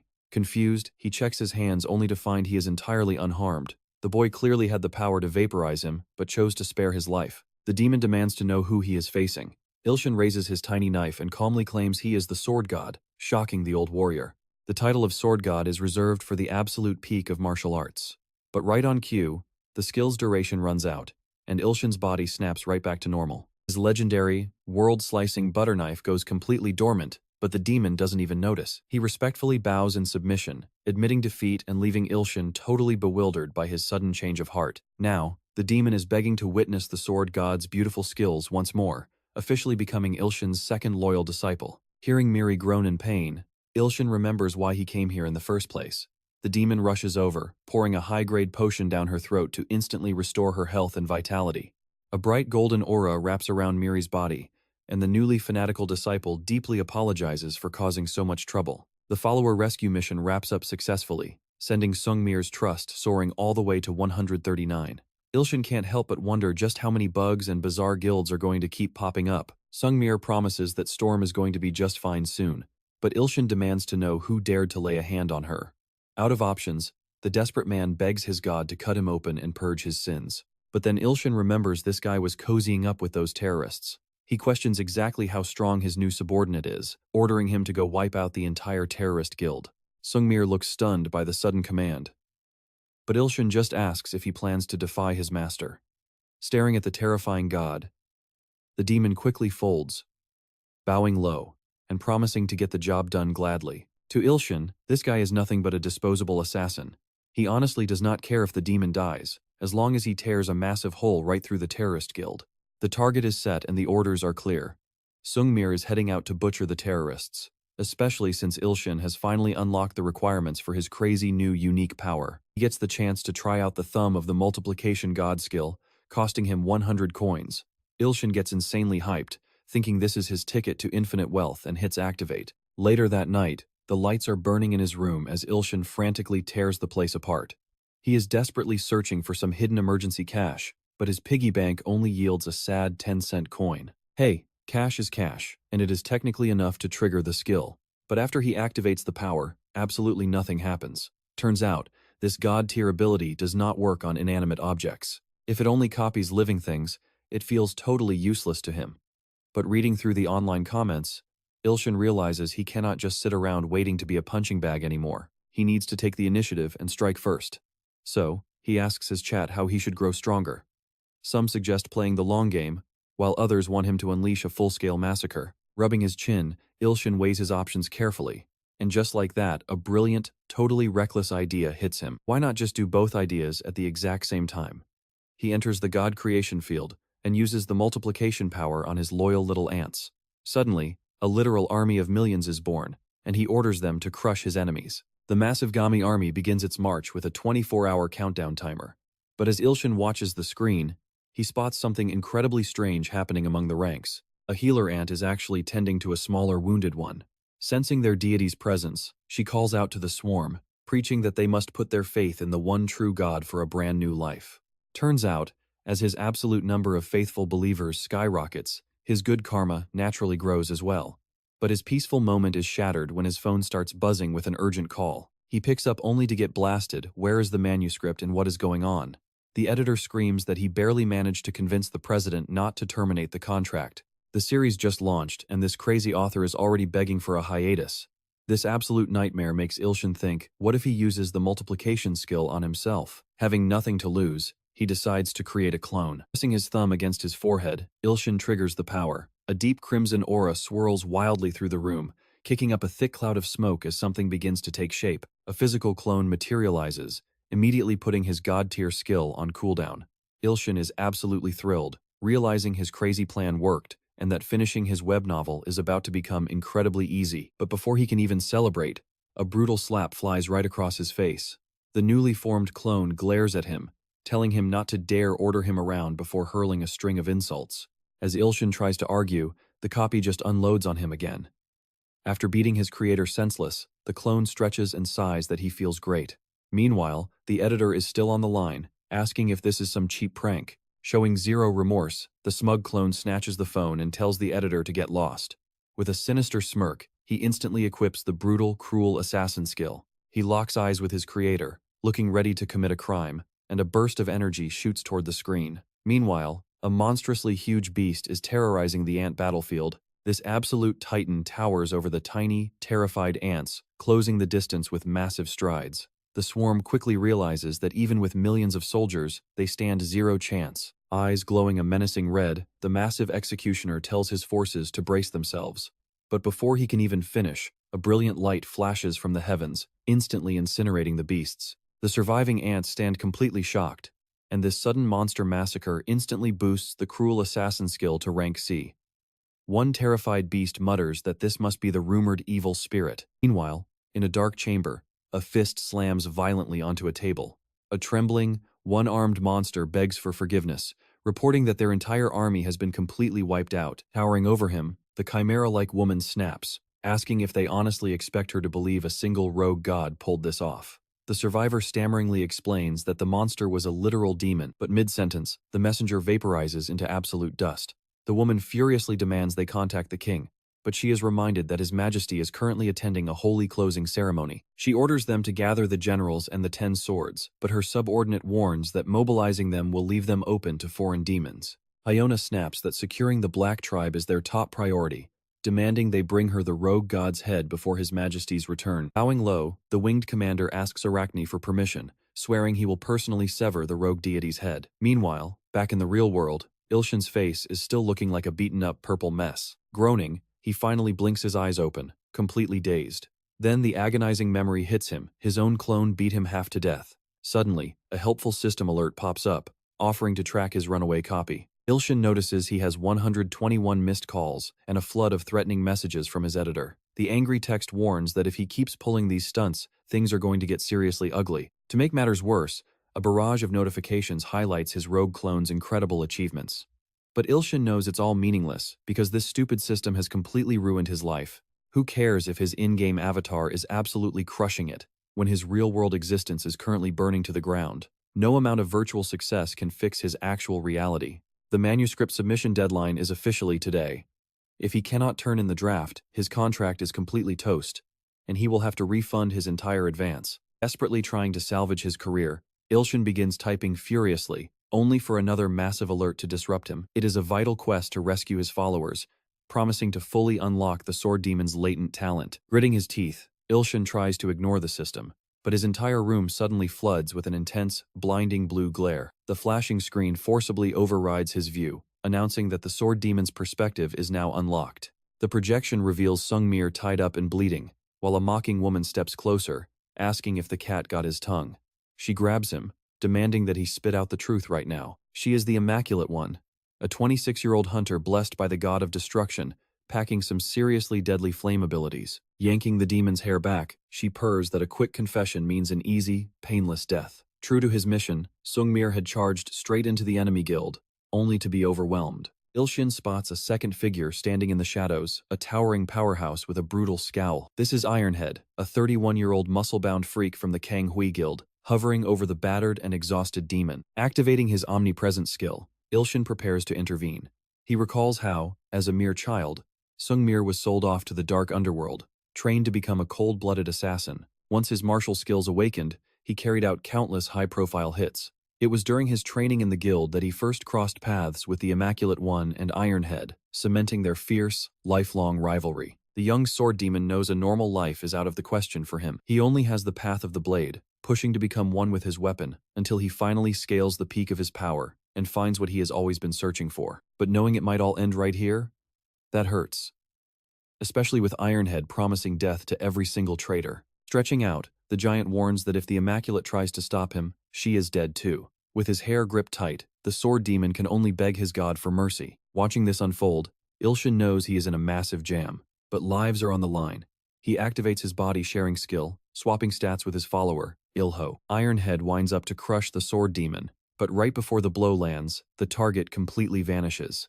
Talk about a flawless rescue. Ilshin swoops in to save his follower, telling him there is absolutely zero time for introductions. He decides to double down, combining Miri's wild lightning powers with Ilho's beefy, muscular frame. Packing both together is his best shot at winning this fight. Too bad the system triggers a major skill overload warning. Turns out, he cannot safely channel two followers who are way stronger than he is. Instantly, his body begins to scream from the massive strain. Ironhead just smirks at the struggle and lunges forward, throwing a massive kick. The strike connects directly with the boy, but Ironhead's smug face completely shatters a second later. His shin starts throbbing with absolute agony, like he just kicked a solid steel wall. Turns out, Ilshin bypassed the overload using his rigid body skill. Even with a successful defense, Ilshin is pretty shaken up, because that was a literal near-death experience. Meanwhile, the Immaculate tries waking her fallen ally with no luck. Furious, she glares at Ilshin, demanding to know how he dares. She steadies her breath and unleashes a massive, roaring torrent of flames right at our hero. Terrified, Ilshin wonders if he is about to become barbecue, but Ilho's rigid body skill somehow keeps him standing. Actually, the hellfire feels kind of like a cozy, warm bath. The Immaculate is completely drained after putting everything into that attack, thinking she finished him off until she looks up. That defensive skill literally soaked up every drop of damage. Right now, Ilshin realizes that taking care of Ilho was worth every penny. She refuses to quit, spitting out yet another wave of fire. Thanks to his crazy heat resistance, it does absolutely nothing. Ilshin dashes straight through the flames, smacks her down, and just like that, his sharing time expires. The rescue is finally done. His talent supposedly blossoms. He actually thinks this might make him a better writer now. But the excitement completely fades. Ilshin does not feel a single thing changing inside, but the rescued sword demon is absolutely radiating joy and gratitude toward his master. The pure, unadulterated worship makes our hero pretty flustered, and he begs him to stop. He really just wants to go home and write, but of course, a creepy sound echoes nearby. A dark voice praises him, calling the young man truly incredible. A clapping figure walks out, saying it is a pleasure. The sword demon warns his master. A completely naked man approaches, smiling about finally finding the troublemaker. This is the apostle of the god of destruction, a 29-year-old guy whose main job is handling human sacrifices for his dark deity. Looking at this complete exhibitionist, Ilshin immediately marks him down as a total creep. And honestly, can you blame him? But the naked guy has zero shame, cheerily introducing himself while reading out our shocked hero's system profile. He warns himself to tread very carefully. But then, he notices the guy is actually crying. The naked apostle spreads his arms wide, sobbing that he has finally found a kindred soul. Before the long-haired creep can get any closer, a hand blocks him. It is the loyal sword demon, firmly telling him to keep his distance.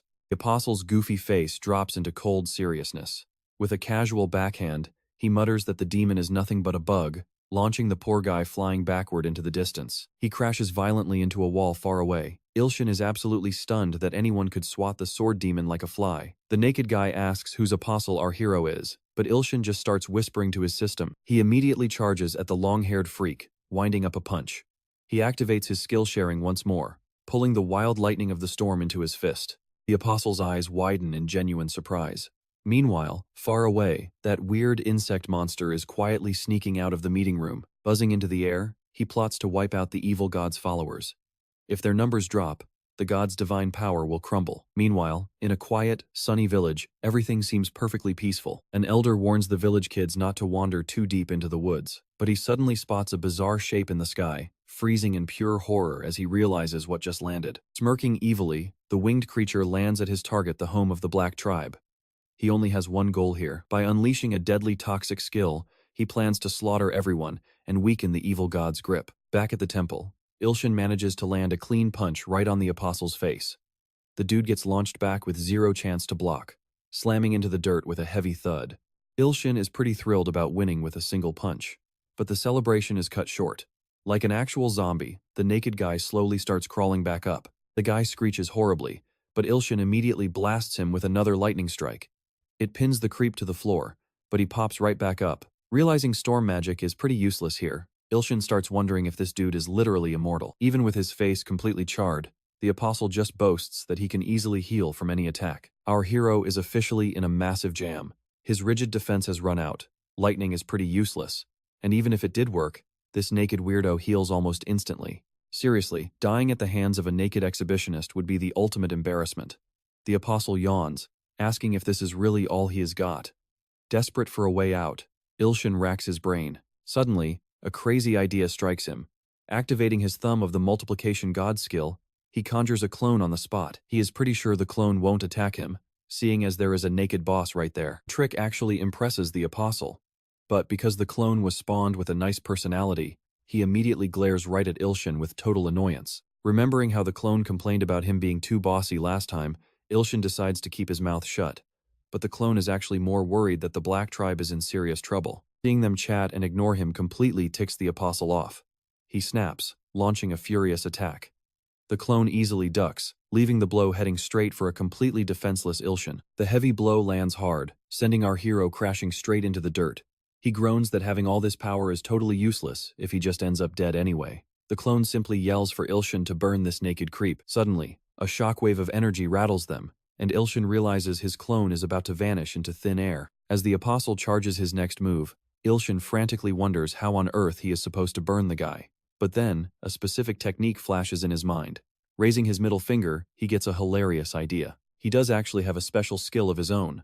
While the apostle continues gathering his energy, our hero points his finger directly at the naked creep and starts chanting the activation. The divine judgment, God's intervention, a true finishing blow. This actually startles the long-haired cultist, making his eyes widen. With absolute determination in his gaze, Ilshin charges forward as a bright, burning fire erupts. Well, in reality, it is a pretty tiny spark. Honestly, it looks exactly like a cheap lighter. Looking at him with pure pity, The apostle asks if this pathetic trick is his final joke before stepping forward to finish him. Still charging up his power, the boy raises his hand, desperate to make that tiny flame grow.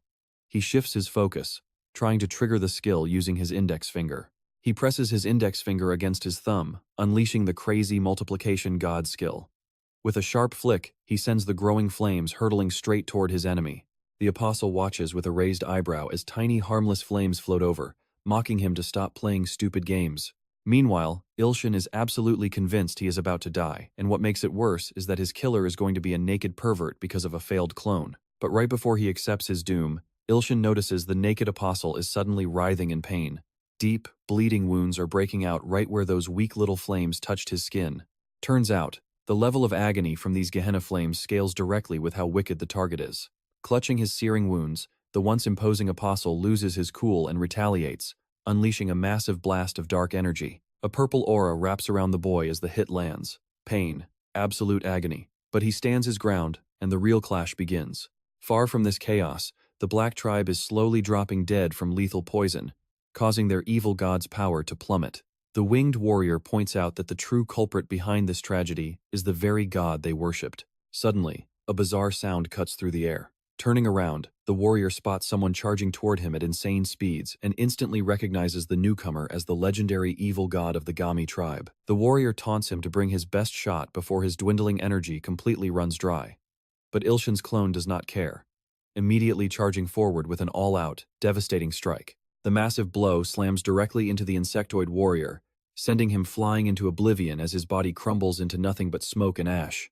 The victorious clone glances around, noting the field of dead followers. Back with the main character, he is enduring agonizing pain that feels like every single bone in his body is shattering. Just then, a system alert pops up, warning him that his follower count is nosediving. Ilshin starts panicking as these warning messages flood his vision mid-fight. Desperate, he wonders if using the healing god's ring finger skill on himself would work. If it does, he will basically be immortal. He presses his finger to his forehead, activating the heal. The apostle just watches, amused by the stunt. A new alert pops up, warning him that healing himself will drain 10 million coins. Still, he is just glad to stay alive, especially since saving the Gami tribe earned him a massive pile of cash anyway. Stunned to see his opponent standing right back up, the apostle demands to know how this is even possible before throwing out another deadly spell, aiming right at the distracted youth. Just in the nick of time, our main character activates his power-sharing skill. He flips his middle finger high to summon the holy flames again, channeling the absolute authority of the judging god. But the quick apostle slips away at the last second, landing safely to the side. He chuckles, admitting that this kid is a surprisingly formidable opponent who should not be taken lightly. He smugly adds that 999 people are currently being sacrificed as we speak. Ilshin's face darkens at the news, muttering that this slaughter will keep going until only one apostle is left standing. Everything finally clicks for Ilshin. They captured the sword demon just to bait him right into this trap. Raising his hands, the cackling apostle announces that this is the ultimate offering, and their god is finally arriving. Oh man, here comes the nightmare.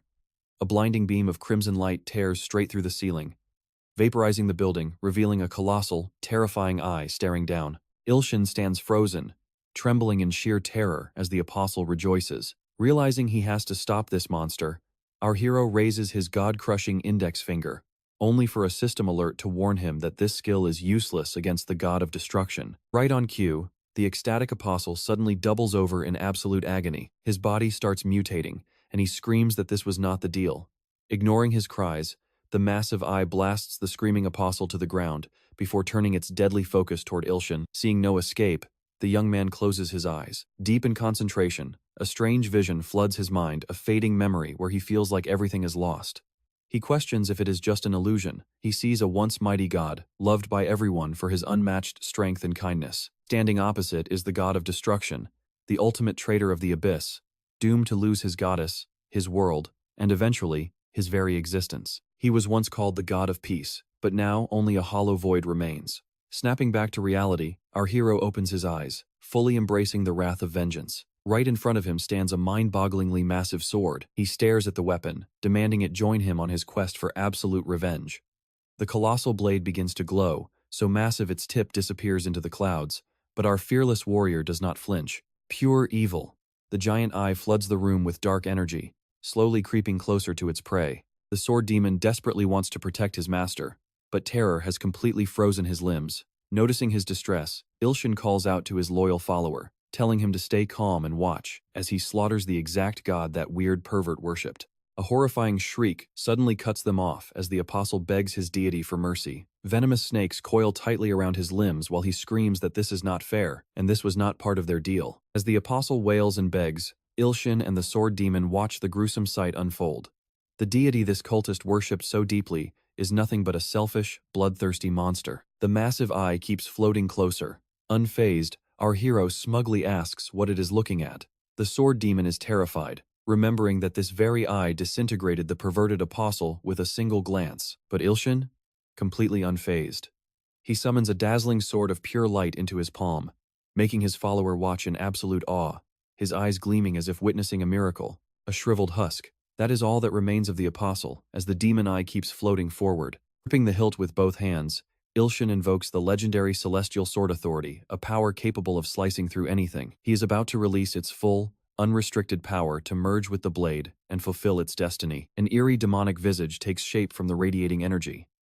Even the giant eye recoils slightly as it feels the crushing weight of this force. With a wild battle cry, Ilshin leaps high, charging headfirst at the beast. Annihilation. That is the only thing left in his mind. The monster's tentacles thrash, but our hero roars, banishing the demon from this world. A colossal shockwave erupts with a deafening boom.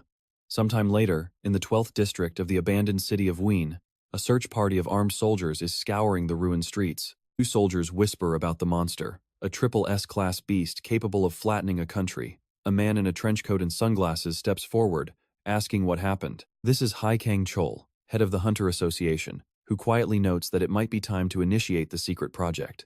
Suddenly, a soldier calls out to him, announcing they have found a survivor. He walks over to a shriveled body. He asks the survivor what took place, but stops when he hears the man chuckling in a deeply unsettling way, despite his horrific, skeletal state. Though they need an ambulance immediately, a bizarre energy is swirling inside the man.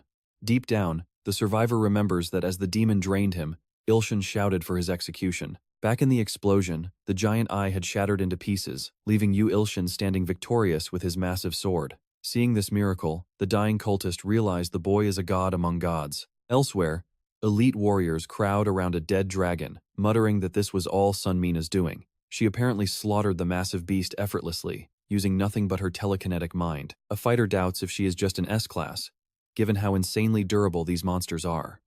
Annoyed, the young woman tells him to shut up and hand over her reward. Chuckling, he tosses her a glowing blue stone, teasing that a beautiful face looks bad when angry. One of these stones costs a cool 100 million, and he is just wondering why she needs so many. Sung Mina is absolutely fuming.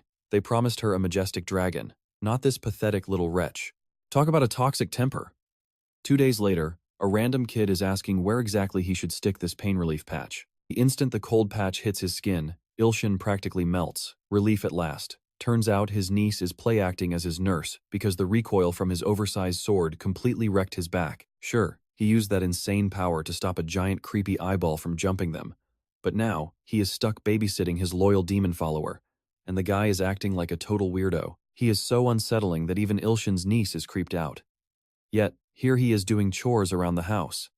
He literally fixed the broken bathroom door, refusing to let his lord's place look trashy. Ilshin is convinced this guy is a total cult follower. Seriously.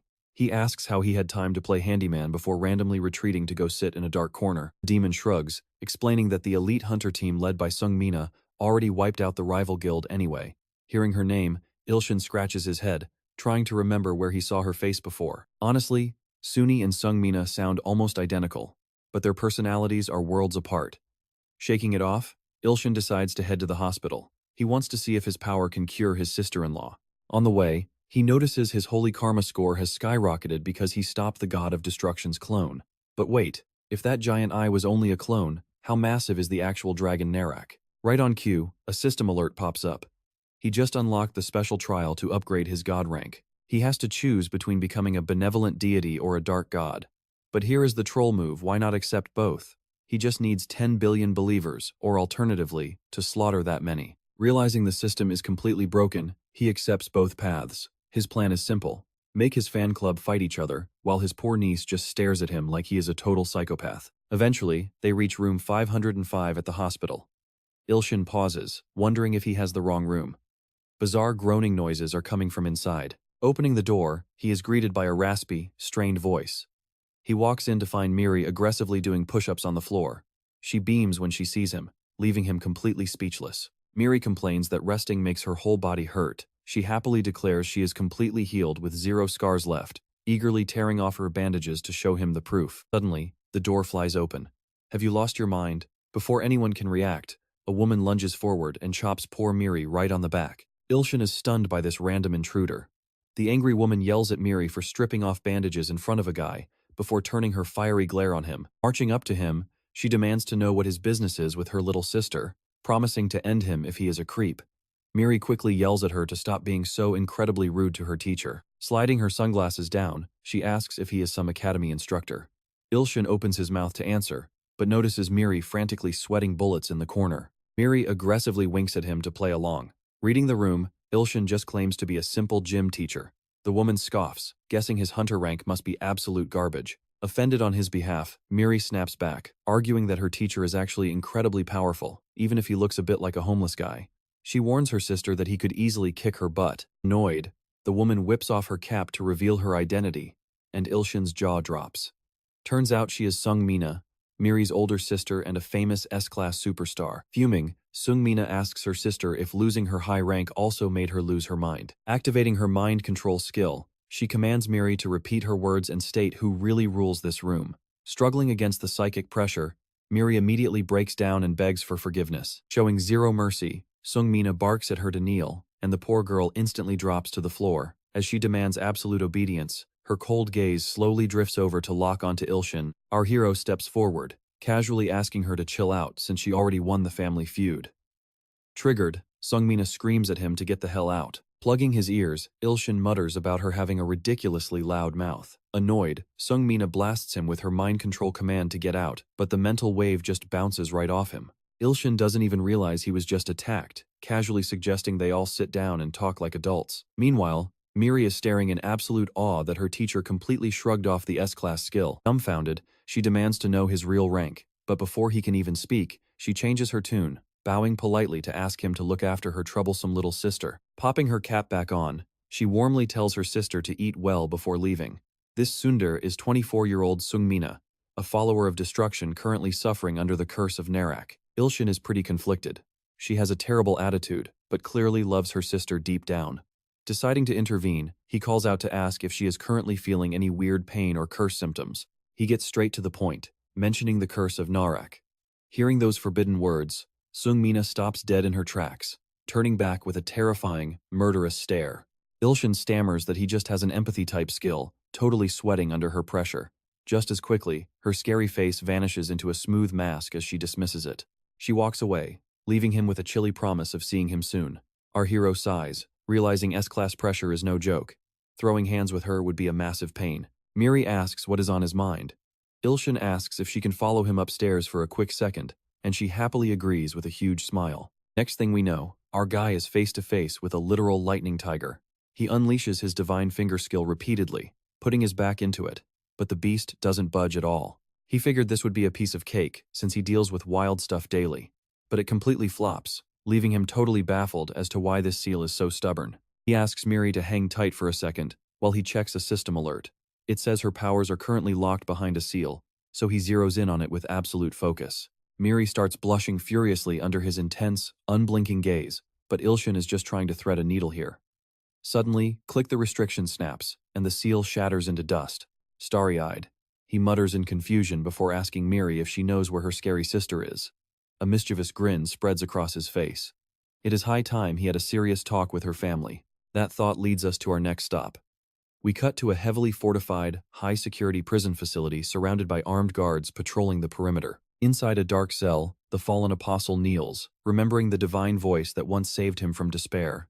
Salvation was his entire life, but now he knows it was all a lie. He clung to that fake deity with everything he had, only to end up used and discarded like trash. Looking back at the battle, he realizes he was worshipping a literal demon. Hollow eyes reflect his shattered faith, until a face flashes in his mind, the true God of gods.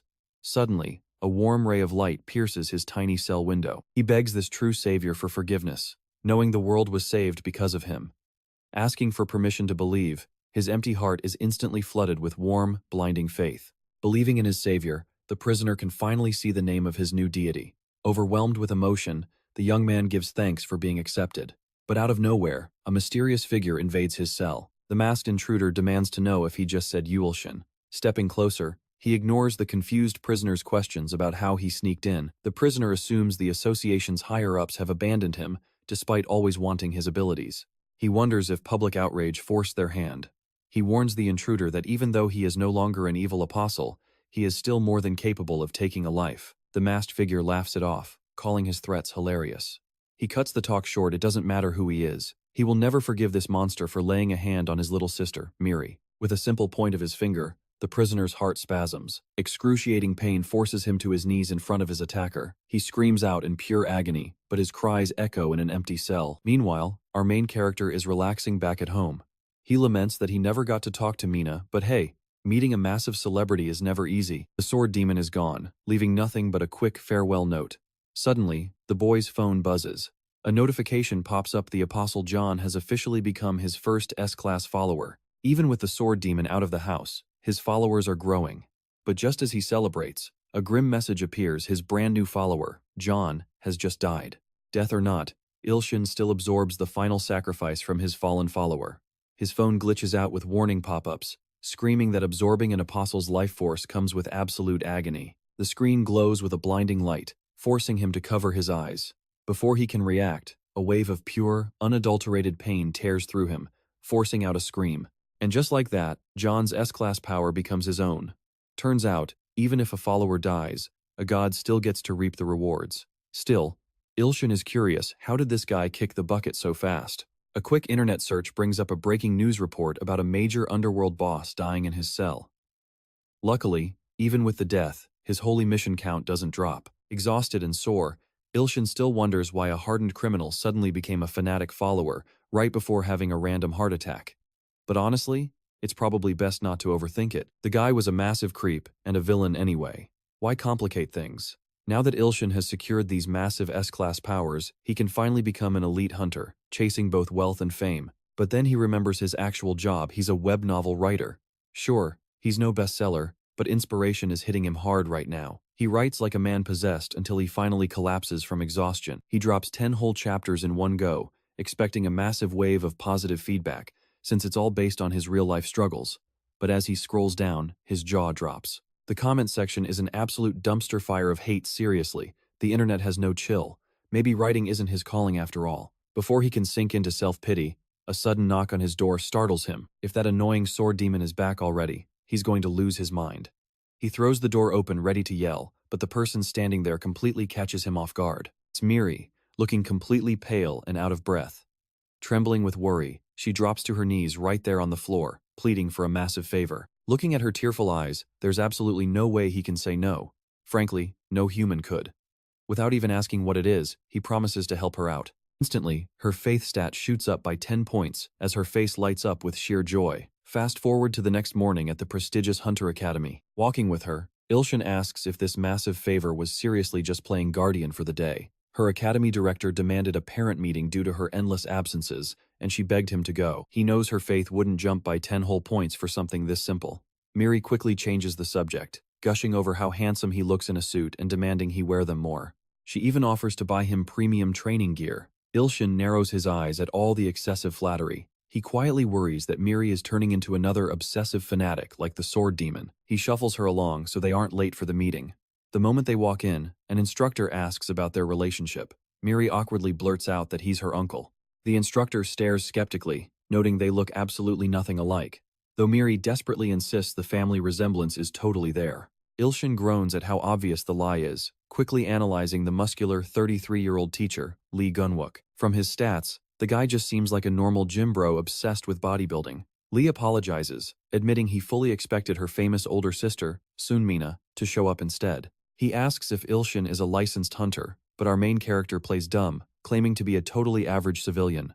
Smiling bright, Miri immediately starts bragging about her awesome uncle. Inside the director's office, a giant monster horn decorates the wall as a seasoned, gray-haired man paces the floor. He remembers the dark day years ago when a massive portal tore open right above this school. A colossal demonic ogre emerged from the rift, strong enough to wipe out the nation. Terrified soldiers begged for backup, but the beast was a catastrophic threat even for top-tier hunters. Just as hope fades, a soldier points to the battlefield. A single, fearless warrior steps forward, ready to face the mountain of a monster completely alone. Gathering every ounce of his power into his fist, the hero charges. The colossal beast roars, but the crushing impact of his punch unleashes a blinding shockwave, sending the monster crashing down. Standing over the carcass, the mystery hunter became a living legend for soloing an S-class threat.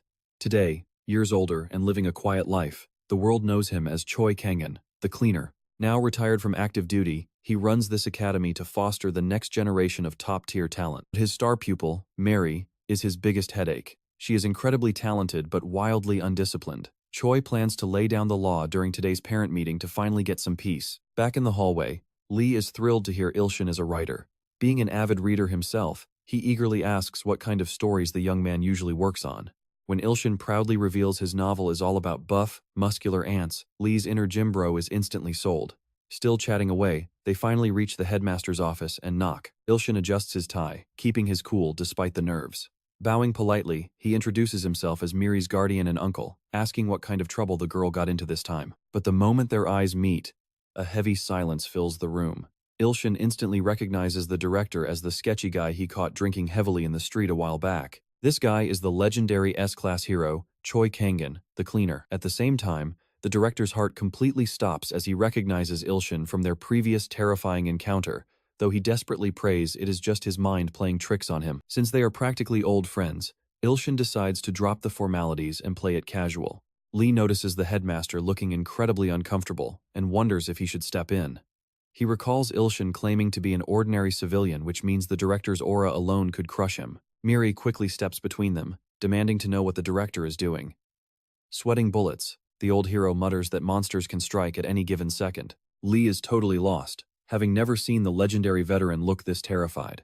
Ilshin casually steps forward to ease the tension, reminding him of that time he lent him some pocket change. In a panic, the director spins around, screaming that he doesn't need to pay him back at all. He immediately bursts through the glass window, diving straight to the ground and leaving everyone speechless. The guy just bolts out of there without saying a single word.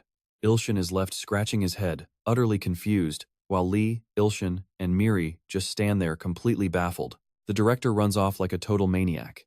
Lee quickly steps in to apologize for the bizarre behavior, asking if they were startled. The buff guy explains that Choi Kangen met someone strange recently and has been acting completely off his rocker ever since. He promises it is nothing serious and that he will return soon. Sure enough, the director wanders back in. The four of them sit down for tea and cookies. Miri absolutely loves the treats and sweetly begs her uncle to try one. Ilshin politely declines, telling his adorable fake niece to eat her fill. While chatting with Miri, he catches Choi Kangen staring at him with a creepy look. Suddenly, a notification pops up saying a devotee offered a snack as a sacrifice. Taking a bite, Ilshin realizes this cookie is that exact offering. He still finds Choi Kangen's intense staring pretty weird. So, the young god decides to stand up and ask if the director has something on his mind, suggesting they step outside to chat. Choi Kangen gets visibly flustered and insists there is nothing to hide, claiming they can all just talk right here. Ilshin realizes the man is clearly going through something serious, making this a terrible time for a meeting. Seeing the awkwardness, Lee quickly changes the subject to address Miri's school absences. Since she is normally a star student, it is just a friendly warning to keep those absences from becoming a real issue. Lee thanks Ilshin for stopping by while the director looks completely drained. With everything settled, Ilshin gets up to leave, but the director suddenly screams for them to stop. The group watches in absolute shock as the man declares he cannot let Ilshin walk away. He asks if the young man has any idea how desperately he has been searching for him, crying out in a super dramatic voice that this must be fate. He proudly brags that his academy has the absolute best equipment, insisting they run some quick tests and begging Ilshin not to refuse. Ilshin is completely weirded out by this desperate vibe. The director is ready to beg on his knees just to test him. Ilshin agrees on one condition: overlook Miri's absences and stop forcing her into unwanted training. Lee looks a bit worried, but the director accepts the terms instantly. Just like that, the two seal their unexpected new deal. Sometime later, a young woman complains to the director that testing an ordinary guy like a hunter is totally wrong. After all, previous tests proved he is just G-class. This leaves her pretty confused about why this matters so much, but Choi Kangen has his reasons. Soon, Ilshin stands before a massive crystal orb used to measure human capabilities. Instantly, a strange gut feeling tells him something is about to go sideways. A voice instructs him to touch the crystal, and Ilshin slowly places his palm on the glowing object. Intense energy surges through his body, sending his hair flying as the sphere vibrates like crazy. The young woman announces the test is done and tells him to step back. The woman suddenly spots something shocking. Meanwhile, Ilshin is super hyped, hoping his true powers will finally be recognized. He eagerly waits to see his epic new rank, but it stubbornly stays at G. Yes, you heard that right, a total G, which the woman calls their worst result ever. The director asks if the machine could be glitched, but the error rate is only 0.1%. Miri notices the cozy dynamic and asks if they are friends. Turns out, this is Choi Umbi, the medical head and Choi Kang-in's daughter. She snaps at her dad, demanding he call her Chief Choi at work. Ilshin wonders if the machine just cannot measure him because he is a literal god. The stubborn director refuses to accept this and demands a retest. But he realizes that if the boy was truly normal, he would have fainted back on that rooftop. Then, a brilliant theory hits Choi Kang-an. What if this kid's hidden powers only trigger under extreme pressure? If that is the case, he has no choice but to force it out of him. A clueless Ilshin asks Mary if she wants to grab food, and she agrees. Suddenly, the director creeps up behind him in a full combat stance. Ilshin is shocked when Choi Kang-an challenges him, scoffing that the machine knows absolutely nothing. He finds this pointless, until he remembers that both the Sword Demon and John became followers after a good beating. If he beats the director, he might secure another S-class believer for his holy mission. Realizing this, Ilshin gets super excited and gladly accepts the challenge. This sudden shift makes the others highly suspicious, but Choi Kang-an is thrilled and leads them to the gym. Before they start, Lee steps in and asks to fight instead. He argues it is totally beneath a Korean legend to fight personally. Soon, everyone is gathered right by the fighting ring. Ilshin inspects the sturdy metal cage, wondering if it is designed to absorb high energy abilities. Lee asks if he plans to fight without protective gear, though Lee isn't wearing any either. With a smug look, Lee declares he is built completely different from ordinary humans. Smiling warmly, Ilshin replies that in that case, he will pass on the gear too. Lee's face turns sinister as he warns the kid he will regret this. The director tells Ilshin to stay sharp, explaining that Lee Gunwook is a top B rank with tons of combat experience. Miri excitedly cheers on her uncle, making him a little embarrassed. Meanwhile, a crowd starts gathering, hyped to watch the great Lee Gunwook in action. Ilshin wonders where this massive crowd came from, but Lee just wants to finish this quickly. The young god casually tells his opponent to take the first strike. Lee realizes this kid has absolutely no fear of the massive rank difference. He has no clue what the director sees in this punk, but he is about to teach him a brutal lesson about being a hunter. Both square up in their battle stances, and Lee wastes no time launching a heavy, powerful punch. To his surprise, Ilshin effortlessly dodges the blow. Lee is shocked by the reaction speed, even though he's holding back. Assuming it was just beginner's luck, he locks his eyes onto the boy, fully focused on delivering the next strike. The hunter winds up for a brutal straight punch from below. Ilshin watches closely as the strike approaches, choosing to take the hit head-on, sending the crowd into wild cheers. Lee Gunwook stands confident in his stance, but his jaw drops as the dust clears. With just a single finger raised, Ilshin stands there completely unfazed and totally unharmed. Ready to wrap things up, Ilshin activates his god-crushing blade skill, pointing his middle finger straight at his opponent's forehead. The shockwave is massive. Lee barely registers the impact before he goes flying backward, utterly unable to comprehend how a G rank is absolutely dominating a B rank. Ilshin hilariously wonders if beating a B rank makes him an A rank now. Meanwhile, Lee is flat on his back, and Choi Umbi watches with crossed arms. She adjusts her glasses at the crazy outcome, realizing Ilshin is definitely no ordinary guy. Meanwhile, everyone around is whispering in total shock as poor Lee is carried out of the ring on a stretcher.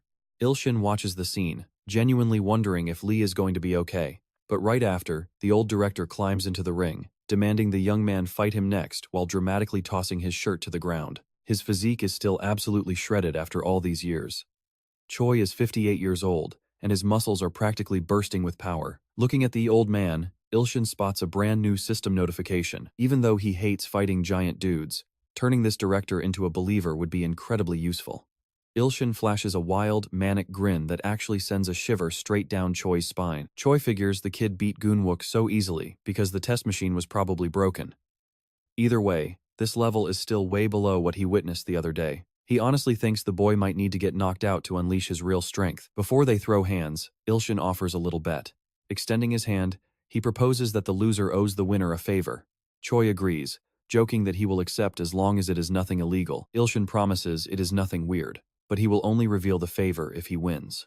Choi is actually pretty amused that this kid is so ridiculously confident about victory. Our protagonist calculates that if the old man does not automatically become a believer after losing, he will just force him to say those special keywords like he did with the others. But the director also chimed in, saying he has a favor of his own planned for when he wins. This works perfectly for Ilshin, who is absolutely certain of his victory. With a confident smirk, the director agrees, saying that is totally fine. Suddenly, he begins gathering his strength, a roaring blue aura coursing through his body. The sheer wind pressure blows the young man back in surprise. It looks like the old director is playing for keeps. In response, Ilshin decides to activate his rigid body skill to match his opponent. Choi's eyes widen as he watches the boy's body density change. Everyone in the crowd is completely stunned, except for Mary. Choi thinks to himself that the prophecy was right after all. This kid is the one. They said that eventually, the noblest yet most savage being would appear, and when that happened, he had to keep him at the academy. Ilshin is surprised by the sudden offer, but remembers he has a book to write and a promotion to secure, meaning his schedule is packed. But before he can even finish that thought, he senses a massive attack coming. Choi's fist is already inches from his face, landing with full force and echoing with a massive crash through the arena. Both Mary and Uni look on in sheer horror. The director's speed is completely insane, but even at that speed, he realizes his opponent is no ordinary kid.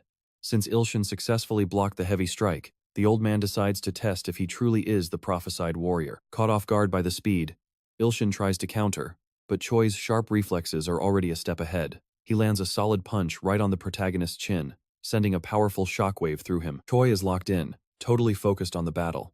Mary gasps in worry seeing her teacher take such a clean hit, but Ilshin is far from done. He keeps his eyes locked on the old man's movements. He counters with a heavy kick aimed straight at Choi's ribs. The older man takes the blow head on, but immediately returns the favor with a brutal roundhouse kick of his own. Ilshin feels the sharp pain and lets out a cry. Choi praises his resilience, while the kid wonders if this old monster is really an S-class. But even against a beast like this, the young man knows this fight is worth it, especially since he hasn't even unleashed his full strength. Choi declares he will win and force him into the academy, deciding to stop holding back. Taking a solid defensive stance, he wishes his opponent good luck as they clash once more. Choi's footwork is blindingly fast and incredibly steady, showing the true depth of his legendary power. The spectators are sweating bullets, and honestly, so am I. They all remember how this old man popped a monster like a cheap balloon, hoping the kid does not end up the same way. Terrified, she knows she has to stop them. Both fighters wind up devastating punches, but the director is actually charging a massive magic circle alongside his fist. Ilshin raises his arm to block the incoming strike, but a sudden system alert completely distracts him. The message announces that Ilho has successfully cleared the flower trial on the 11th floor of the Tower of Heroes. Since he is a loyal follower and apostle, he is sending over a special tribute. Ilshin knows that whenever Ilho beats a stage, a tribute arrives, but before opening his presents, he has to finish this match. Meanwhile, the director has absolutely no qualms about breaking the kid's arm. Their two devastating punches are about to collide, and the building tension can be felt throughout the entire arena. Ilshin is totally locked in, matching Choi's full power charge blow for blow. But right before impact, a random, colorful bouquet of flowers suddenly begins to materialize directly between their two faces. This is definitely the tribute from Ilho. Annoyed by the terrible timing, Ilshin casually tosses the weak present behind him. But as the flowers brush past Choi's face, they trigger a dark, buried memory. A terrifying plant monster suddenly flashes in his mind, leaving him completely traumatized. In pure despair, Choi sprints away, smashing right through the ring's railing and crying out for his mother. Ilshin is left standing there in total confusion, staring at the giant hole in the railing. He dryly wonders if the tough old director just had a severe allergic reaction to the pollen. Either way, a win is a win, which means the director should officially be his newest follower. But when he pulls out his phone, he notices there is no notification about it yet. He realizes the old man might actually need to say the special keywords first. Suddenly, his phone vibrates with an urgent message about the ants. A massive wave of wanderers has just arrived, and he has to decide whether to let them in. To him, this is amazing news because his total number of believers is about to skyrocket. Glancing to the side, he notices Mary's completely starry-eyed expression and decides it is best to find a quiet spot to handle everything. Away from the crowd, he begins managing his crops and expanding the outer town walls. He constructs new houses as the population booms, For now, he really needs to prioritize expanding his territory to accommodate this massive influx of loyal followers. Complaining that managing 1 billion of them is going to be a massive headache, he accidentally lets a bad word slip. The ants watch him closely and immediately take his cursing as a sacred command of celestial magic. Just like that, he gets a new system alert. His little ant followers are now repeating the swear word over and over again. He mentally reminds himself never to swear in front of the kids, but then remembers he needs to check on the director. Before he can head out, his phone vibrates with another alert, and this one makes his stomach drop. Elsewhere, the sword demon is huddled in a dark corner clutching a dagger. With a totally blank, hollow expression, he points the sharp blade at his own chest. The system notification asks if he wants to save his follower from ending it all. As the sword demon trembles uncontrollably on his knees, a blue portal suddenly rips open. Ilshin steps through right behind him, finding the poor guy completely broken on the floor. Sensing the presence of his almighty deity, the demon looks up with tear-filled eyes, desperately begging his god to save his miserable life. Ilshin immediately grabs his hand and wrestles the weapon away, tossing it to the floor before swiftly kicking it to the other side of the room to be safe. He asks why he was trying to end his own life, but the sword demon mutters that it is not what it looks like. This only makes Ilshin more suspicious, since the danger felt so incredibly real. Suddenly, a masked figure emerges from the shadows behind them, staring with glowing red eyes. The silent assassin realizes they never even sensed the boy's arrival, wondering how he could have appeared out of thin air. The demon warns his master not to let his guard down, saying the masked figure definitely has bad intentions and is even using a voice modulator. This guy is clearly not some run-of-the-mill creep. Ilshin takes a closer look at the figure. Not a creep. He flat out asks Mina what she is doing there, but the young woman just stares back in complete silence. Touching his scabbard, the sword demon wonders what on earth she is doing. Mina snaps angrily at our hero, but Ilshin calmly explains that his senses operate on a whole different level. The sword demon is absolutely floored that his god associates with such high-profile figures. Then, the young woman pulls off her mask to reveal a face so mind-blowingly gorgeous it instantly stuns him. He cannot even help himself from commenting on her looks. Truly angelic. But how can someone so beautiful act with such pure malice? Mina is furious that her high-grade concealment mask failed so easily. She screams, demanding to know how a basic sensory skill could bypass it. While the demon cowers from her intense voice, Ilshin casually tells her to drop the attitude and explain her presence. Her eyes burn with pure hatred as her face twists in anger. She coldly declares that she came here to slaughter the trash standing right in front of her. Ilshin raises an eyebrow, asking if she is really sure about that. The sword demon quickly warns him that there are only 10 targets he ever failed to eliminate, and she is one of them. But Ilshin just turns to his follower and asks if the guy is not actually super weak. Shaking it off, he admits he has no clue what is happening and begs her to let it go. Sure, the sword demon is weird, but he is actually a pretty harmless, pitiful guy. Mina is not buying any of this, though. She refuses to let the man who murdered her brother walk free. Ilshin asks if murder is really going to solve her problems. He even offers to take full responsibility if she spares him, but Mina snaps that everything is going perfectly to plan, and she knows exactly what to do next. Target locked. Once she is done, Ilshin is next. She reveals John named him as the mastermind behind all these chaotic incidents. He claims he is only acting nice to get close to Mary, but Ilshin abruptly cuts her off. He demands to know why she sealed her own sister's powers. Mina is stunned that he knows her secret, wondering if his sensory powers are really that crazy. Now she is absolutely certain he has to die, since Miri could never break that seal on her own. It is all because of Mina. Honestly, Ilshin just cannot wrap his head around why she would risk her own life just to keep that power locked away. He asks if she was just jealous of her little sister's potential to become a far better hunter. This insult pushes her over the edge, and she immediately launches a mental attack. Seeing his lord in danger, the sword demon leaps into action. He charges Mina with his blade, but she spots him just in time and whips her hand around to face him. With a simple flick of her fingers, a blast of crimson energy slams into the sword demon. He is sent flying straight into a tree, leaving Ilshin to watch in genuine surprise. Talk about overpowered. All she needs is a tiny gesture. Worried, Ilshin asks if his follower is all right, but the battered demon begs his god to be careful because Mina is easily a double S-class monster. Ilshin is actually pretty impressed, wondering just how wild her power gets. Meanwhile, Mina begins channeling more of that red energy into her palm. She tells him it is time to die and suddenly clenches her fist. In that very second, Ilshin feels a bizarre sensation, like his actual heart is being squeezed directly. The sword demon screams out in absolute panic as Mina's crushing pressure tightens around Ilshin's heart. She watches him with a cold, smug look, waiting for him to crumble under an attack he cannot block. Our wailing demon keeps screaming in despair until Ilshin finally loses his patience. He tells the guy to pipe down because, honestly, this deadly attack just feels like a mild tickle. Hearing this, the demon sighs with relief while Ilshin actually starts giggling, asking her to stop tickling him. Mina is stunned. She threw that hit with maximum power. Mina grudgingly admits he is tougher than he looks. But if he thinks she is just a one-trick pony with mental attacks, he is dead wrong as blue energy begins to coat her body. The sword demon white-knuckles his hilt, sensing that things are about to get incredibly ugly. Now, Mina's eyes flare with light as she summons a massive wave of scarlet energy. He warns his master to stay alert since Mina is on a whole different level. Right now, Korea's top hunters are only S rank, meaning she is way stronger than even Director Choi. He coldly commands them to burn. While Ilshin keeps his guard up and the demon panics, a massive, roaring fireball suddenly materializes in the sky and comes crashing down on them. Ilshin crosses his arms to block the heat, but the blast still singes him and sends his follower flying as the fireball erupts into a massive explosion. He looks at his scorched arm, a massive, smoking crater. Ilshin realizes she is not just a mentalist, and Mina definitely has some serious firepower up her sleeve. With a wicked smile, the girl laughs that she has barely even started yet. A sphere of freezing blue energy forms overhead and plunges straight toward them as she screams for them to freeze, detonating right at their feet. Ilshin feels an icy chill creep up his legs as frost locks his feet in place, while the sword demon gets completely encased in a block of ice. Our protagonist wonders how on earth she can wield so many contrasting elemental powers. He asks if she is actually a... He points out that this ice is just a clever trick, a mere mental projection.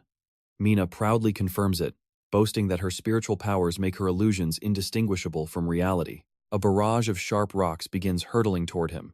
A perfect illusion. She sneers that it is basically reality if your brain believes it, while the frozen demon watches helplessly as the stones close in. To top it off, Mina uses her telekinesis to hoist a boulder 3 times her size, aiming to crush her targets into absolute paste. She cold-bloodedly yells that even if it is fake, getting crushed by a boulder this big will still kill you. With a sharp wave of her arm, she launches the massive rock. Mina demands he reveal his true identity and motives if he wants to survive this. Knowing she will never believe the actual truth, Ilshin decides to roll the dice anyway and casually says he is a writer. Oh, and he also happens to be the god of an ant colony currently trying to help Mary become an S-rank hunter. So, he politely asks her to just unseal her sister. Obviously, Mina thinks he is just mocking her and must have a death wish. Deciding she has had enough, she sends the gigantic boulder hurtling straight at him with terrifying speed. Still trapped in the ice, the sword demon shrieks in panic as the massive stone smashes into the ground, creating a deafening blast that sends debris flying everywhere. Mina smiles, convinced she just took out the trash. Too easy. But through the dust, she hears him activate skill sharing, hardening his body to completely shatter the giant rock. His steel-hard fist collides directly with the massive boulder, creating a spectacular explosion so violent that Mina has to shield her face from the wind while wild rays of energy tear across the sky. As the thick dust finally begins to settle, Ilshin calmly walks out of the debris, unscathed. Mina is absolutely horrified to see him standing there without a single scratch. The sword demon gets so incredibly hyped that he manages to shatter his icy prison, but Ilshin just sighs and reminds his follower that he already told him the ice was fake. Incredibly embarrassed, the old demon starts bowing and apologizing repeatedly. Mina watches this circus, baffled that a supposedly weak guy is holding his own, but Ilshin tells his servant to pipe down because he has a fight to finish. Ilshin locks eyes with a startled Mina. He closes the distance in an absolute flash, begging her to just listen to him for a second. Mina is totally blindsided by his insane speed. She quickly backs away, demanding to know how he did that. But there is zero time for explanations, as she starts charging up her next big skill. Disappointed, he asks why she won't even give him a single chance to speak. But she is already prepping her next strike this time, a mental space skill. A glowing purple magic circle forms right before her hands, radiating energy. A sudden blast of energy hits him dead on, launching him backward. Ilshin tries to block with his arms, but he just cannot hold his ground. Opening his eyes, he finds himself in a completely different world. It feels like walking through an endless void with a scent so sweet it makes him sleepy. In this bizarre space, he feels like he could do absolutely anything, but the vibe shifts instantly. The sky fills with a gorgeous blanket of stars, turning the void into a beautiful night. Then, a furious voice shatters the peaceful silence, screaming that she is absolutely furious. She unleashes another skill, Snap, calling him back to reality. Oh right, they are in a fight. This move is called Deep Swamp, and it starts pulling him down as if he is drowning in dry land. Mina looks down, declaring this is the end for him. But our boy is not about to tap out just yet, desperately trying to trigger his indicator. But the illusionary water paralyzes his movements, making his skills glitch out. Mina walks up and tells him not to worry. Sure, it won't kill him, but once he gets sucked all the way in, he will end up as a vegetable. Hearing those comforting words, Ilshin yells back that being a vegetable is basically the same as being dead. But he quickly tells himself to focus, this is all just a massive illusion. Mina casually steps right on his head, offering one final warning. With a cold, merciless tone, she demands he start talking right now, explain who he is, and what he is really after. His expression suddenly shifts, making Mina think he is finally ready to talk. But in reality, he is getting a view he definitely should not be seeing. This gets her even more riled up, her face turning bright red. Ilshin internally notes that this is exactly why you do not wear a dress when stepping on a guy's face. Pointing her finger, she just tells him to die. The phantom water grows violent, surging up to swallow him whole. Within seconds, he is completely submerged. Mina watches the quiet surface, confident she has finally put her enemy down for good. Sinking deep, Ilshin starts feeling incredibly drowsy. But he fights the sleep he still has to uncover the mystery of why this girl sealed those powers. Through the heavy haze, a system notification alerts him that the conditions for ascension have been met. Suddenly, bubbles erupt from the depths. Mina spins around in pure disbelief as a colossal carnivorous plant bursts from the ground. For Ilshin, this all feels like a sweet dream. Mina thinks that even if she didn't get his identity, she successfully neutralized a major future threat. She turns to head back to reality, but before she can take a step, the water starts churning violently. Glowing bubbles rise to the surface, carrying a highly suspicious light. Suddenly, a massive carnivorous plant bursts from the swamp. Covered in jagged thorns, it thrashes around like an active predator. Mina barely dodges in time, completely panicked by this freak of nature. She locks her gaze on the beast, trying to process it. It rose from the depths as if born from the swamp itself, and the moment it gets close, it lunges to swallow her whole. Mina slips away and lands on her feet, but her jaw drops when she sees the monster's multiple heads. She can't comprehend how this thing invaded her illusion. Absolutely no one gets in without her permission. Could her opponent have summoned this? The beast opens its massive maw once again, closing the distance. Mina's eyes go wide as saucers when she catches a glimpse of what is hidden inside. Tucked inside one of the giant blooms, Ilshin is resting like a baby. He looks incredibly cozy, even thinking to himself in his sleep that he wants to snooze for another 5 hours. But while he naps, his plant summon is on absolute rampage. Mina takes a painful hit to the arm, feeling utterly powerless. The sheer gap in their strength is just too overwhelming. Suddenly, a dark memory flashes in her mind.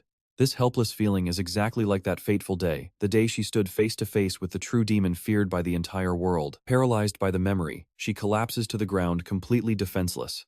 The massive plant's vines close in, wrapping tightly around her as the thorns slice into her skin. The vines lift her toward one of the massive maws, which slowly gapes open to swallow her. Mina screams at the top of her lungs, begging the beast to spare her. She still has too much left to do, and she absolutely cannot die before getting revenge on the Abyss Dragon. Her desperate words echo through the empty space, but in an instant, her body completely vanishes. Did she get eaten, or did she somehow manage to escape? Elsewhere, barefoot steps echo on the cold ground. Ilshin stands before a ruined landscape, completely lost. He remembers fighting Miri's sister just a moment ago, but then, a strange flicker to the side catches his eye. He follows a mysterious glowing light. Suddenly, a notification pops up. The blind god's eye has been activated, and Ilshin is now peering directly into Mina's worst nightmare. Instantly, the truth behind why Mina sealed Miri's abilities is laid bare. Her cold attitude and endless nightmares all started 15 years ago. The Abyss Dragon, the absolute worst monster in human history, was behind it all. The beast slaughtered thousands in a single rampage, brutally killing and eating the sisters' parents, before leaving its dark mark on the two girls. Recognizing their incredible potential, the dragon marked them as future sacrifices. Fueled by that cursed brand, Mina pushed herself to become an S-class hunter at just 14 years old. From then on, she lived solely for bloody revenge. Even when rumors spread that the Abyss Dragon was dead, she refused to believe them, breathing only for the day the beast would return. But the curse exacted a terrible toll. The stronger her abilities grew, the faster her lifespan drained away. It was painfully clear she was living on borrowed time. Twisted curse that accelerates power at the cost of life itself. And the worst part? She wasn't the only one affected. Her younger sister was also growing stronger by the day. After failing to lift the curse, Mina made a desperate choice. She sealed her sister's abilities while sacrificing even more of her own lifespan. It was the only way to slow down her sister's growth to S-class. She just wanted her sister to have a real life, not one consumed by hatred. Watching all of this unfold, Ilshin is totally stunned, and he can't help but shed a tear. Suddenly, Mina's spirit shatters from being devoured, instantly dissolving the entire illusion. The sword demon has been shouting at him for a while now, but Ilshin is too spaced out to answer. The follower is relieved to see his master survived, asking what they should do with the unconscious girl next. He suggests handing her over to the Hunters Association might be their best bet. Panicked, Ilshin rushes over to check her condition. He gently holds her, calling her name over and over, begging her to open her eyes. After a tense moment, she finally stirs. He asks if she is hurt, his voice trembling. Summoning every last bit of her strength, she barely whispers the word mom. Hearing this, Ilshin's heart sinks, his expression turning incredibly solemn. The sky is bright and peaceful. In a cozy house sitting on an isolated plot of land, Mina is fast asleep. She is so completely out that she is even sucking her thumb. But Ilshin's healing finger is totally failing him here. Growing desperate, he asks his followers for advice on how to save her. The workout addict insists the key is to build her physical strength. The sword demon pragmatically suggests sacrificing her since she is doomed anyway. But another follower chimes in once he becomes a high-level god, his powers will easily heal absolutely anything. Suddenly, memories come flooding back to Ilshin. He remembers that rare rose blooming in the dead of night, realizing he got totally played while he was out cold. It was all because of that night-blooming flower. Suddenly, a wild theory hits him. He is convinced he is an absolute genius, immediately asking his silent follower, Nightmare, for some backup. But Nightmare has a solution. Ilshin turns bright red. The only way to heal Mina's mind is to sleep together in the same bed. Nightmare gives a silent nod, confirming there is zero alternative. Resigned, Ilshin crawls onto the lower bunk beneath Mina, but he cannot help checking on her. He gently tucks her in only for her eyes to pop wide open. Mina sleepily asks what he is doing, so he quickly bluffs about making breakfast. To be clear, this co-sleeping setup is not spicy. It is just a way to sync their minds and trigger her lost memories through dreams. Yep, she just needs to dream share with him. To test if her brain is actually online, the young man starts grilling her with simple questions about her name and favorite things. Ask her what she hates most, and she whines about the scary flower. Her mental state is basically toddler level now. Meanwhile, outside, absolute chaos erupts as news breaks that the famous S-class hunter has been kidnapped. This means Ilshin has to keep her hidden until she snaps out of it. He decides his best bet is to ping Miri. While he plots his next move, his loyal sword demon is busy grinding outside. Spotting his master leaving the house, the loyal demon snaps to attention and bows deeply. He eagerly comments that training under a true sword god is a completely different beast. It is a wild, rule-breaking style that shatters every normal standard. Ilshin remembers the hefty price he paid to evolve this follower, but hey, he needs 1 billion S-class believers to finish his ultimate quest. Suddenly, a system alert chimes 2 more followers now have the potential to transcend. Checking the logs, Ilshin sees that Auntie and Ilho back at the village have finally reached S-class. This means his sword demon is up next for a massive power-up. So, he decides to buy them some high-tier gear. But there is a catch coin. Purchases are strictly non-refundable, leaving him feeling completely scammed. Still, he refuses to lose hope. He plans to use those OP growth potions that worked wonders on Ilho on his demon too. He tosses the bottles over, telling him to chug them while training. Ilshin adds that he is heading in to prep breakfast, so the demon should focus on the grind. The loyal guy offers to cook instead, but Ilshin insists he is much more useful getting buff. Dropping to his knees, the demon vows to exceed his god's expectations. Meanwhile, Ilshin faces his greatest battle, yet deciding what to cook. Checking his phone, he sees a terrifying text from Beck, threatening to rip the kidnapper's head off if they touch a single hair on Mina. Right as he finishes reading, a massive explosion rocks the yard. Both of them spin around, sweating bullets. Through the smoke strides a heavily armored brute, demanding to know where Mina is. Meet Beck Yu-Hyun, a 26-year-old powerhouse wielding a legendary flame with transcendent potential. Baffled, Ilshin asks if he is indeed the famous Beck. The sword demon instantly takes offense at the newcomer's rude tone, snapping that he needs to show some respect to the great sword god. But when the hothead acts like he has never heard of him, the demon sighs, calling him a childish brat. He decides to troll him further, claiming the little girl he wants has already been utterly defeated. Apparently, she was easily wrecked by the sword god and now relies on him for everything. Beck absolutely loses it, roaring that if this kid laid a finger on her, he is going to grind him to dust. The demon keeps poking the bear, calling him a barking dog with no bite. Asking his god to step back, he confidently boasts that he will handle this intruder in a flash. He lunges forward, swinging his massive greatsword. Unleashing an absolute inferno from his palm, he engulfs the demon in a wave of fire. A second later, the demon is face down on the ground, completely roasted. Before a shocked Ilshin can react, the brute vanishes. The brute materializes instantly behind Ilshin, snatching him by the neck. He growls out a demand to know where Mina is and what that roast chicken of a follower was babbling about. The sheer malice in Beck's voice makes Ilshin shiver. It is like facing a living, breathing dragon. That is because Beck's sword essence literally channels a red dragon, and his grip on Ilshin's neck is tightening by the second. The heat is insane, and Ilshin realizes his face is about to melt if he does not do something fast.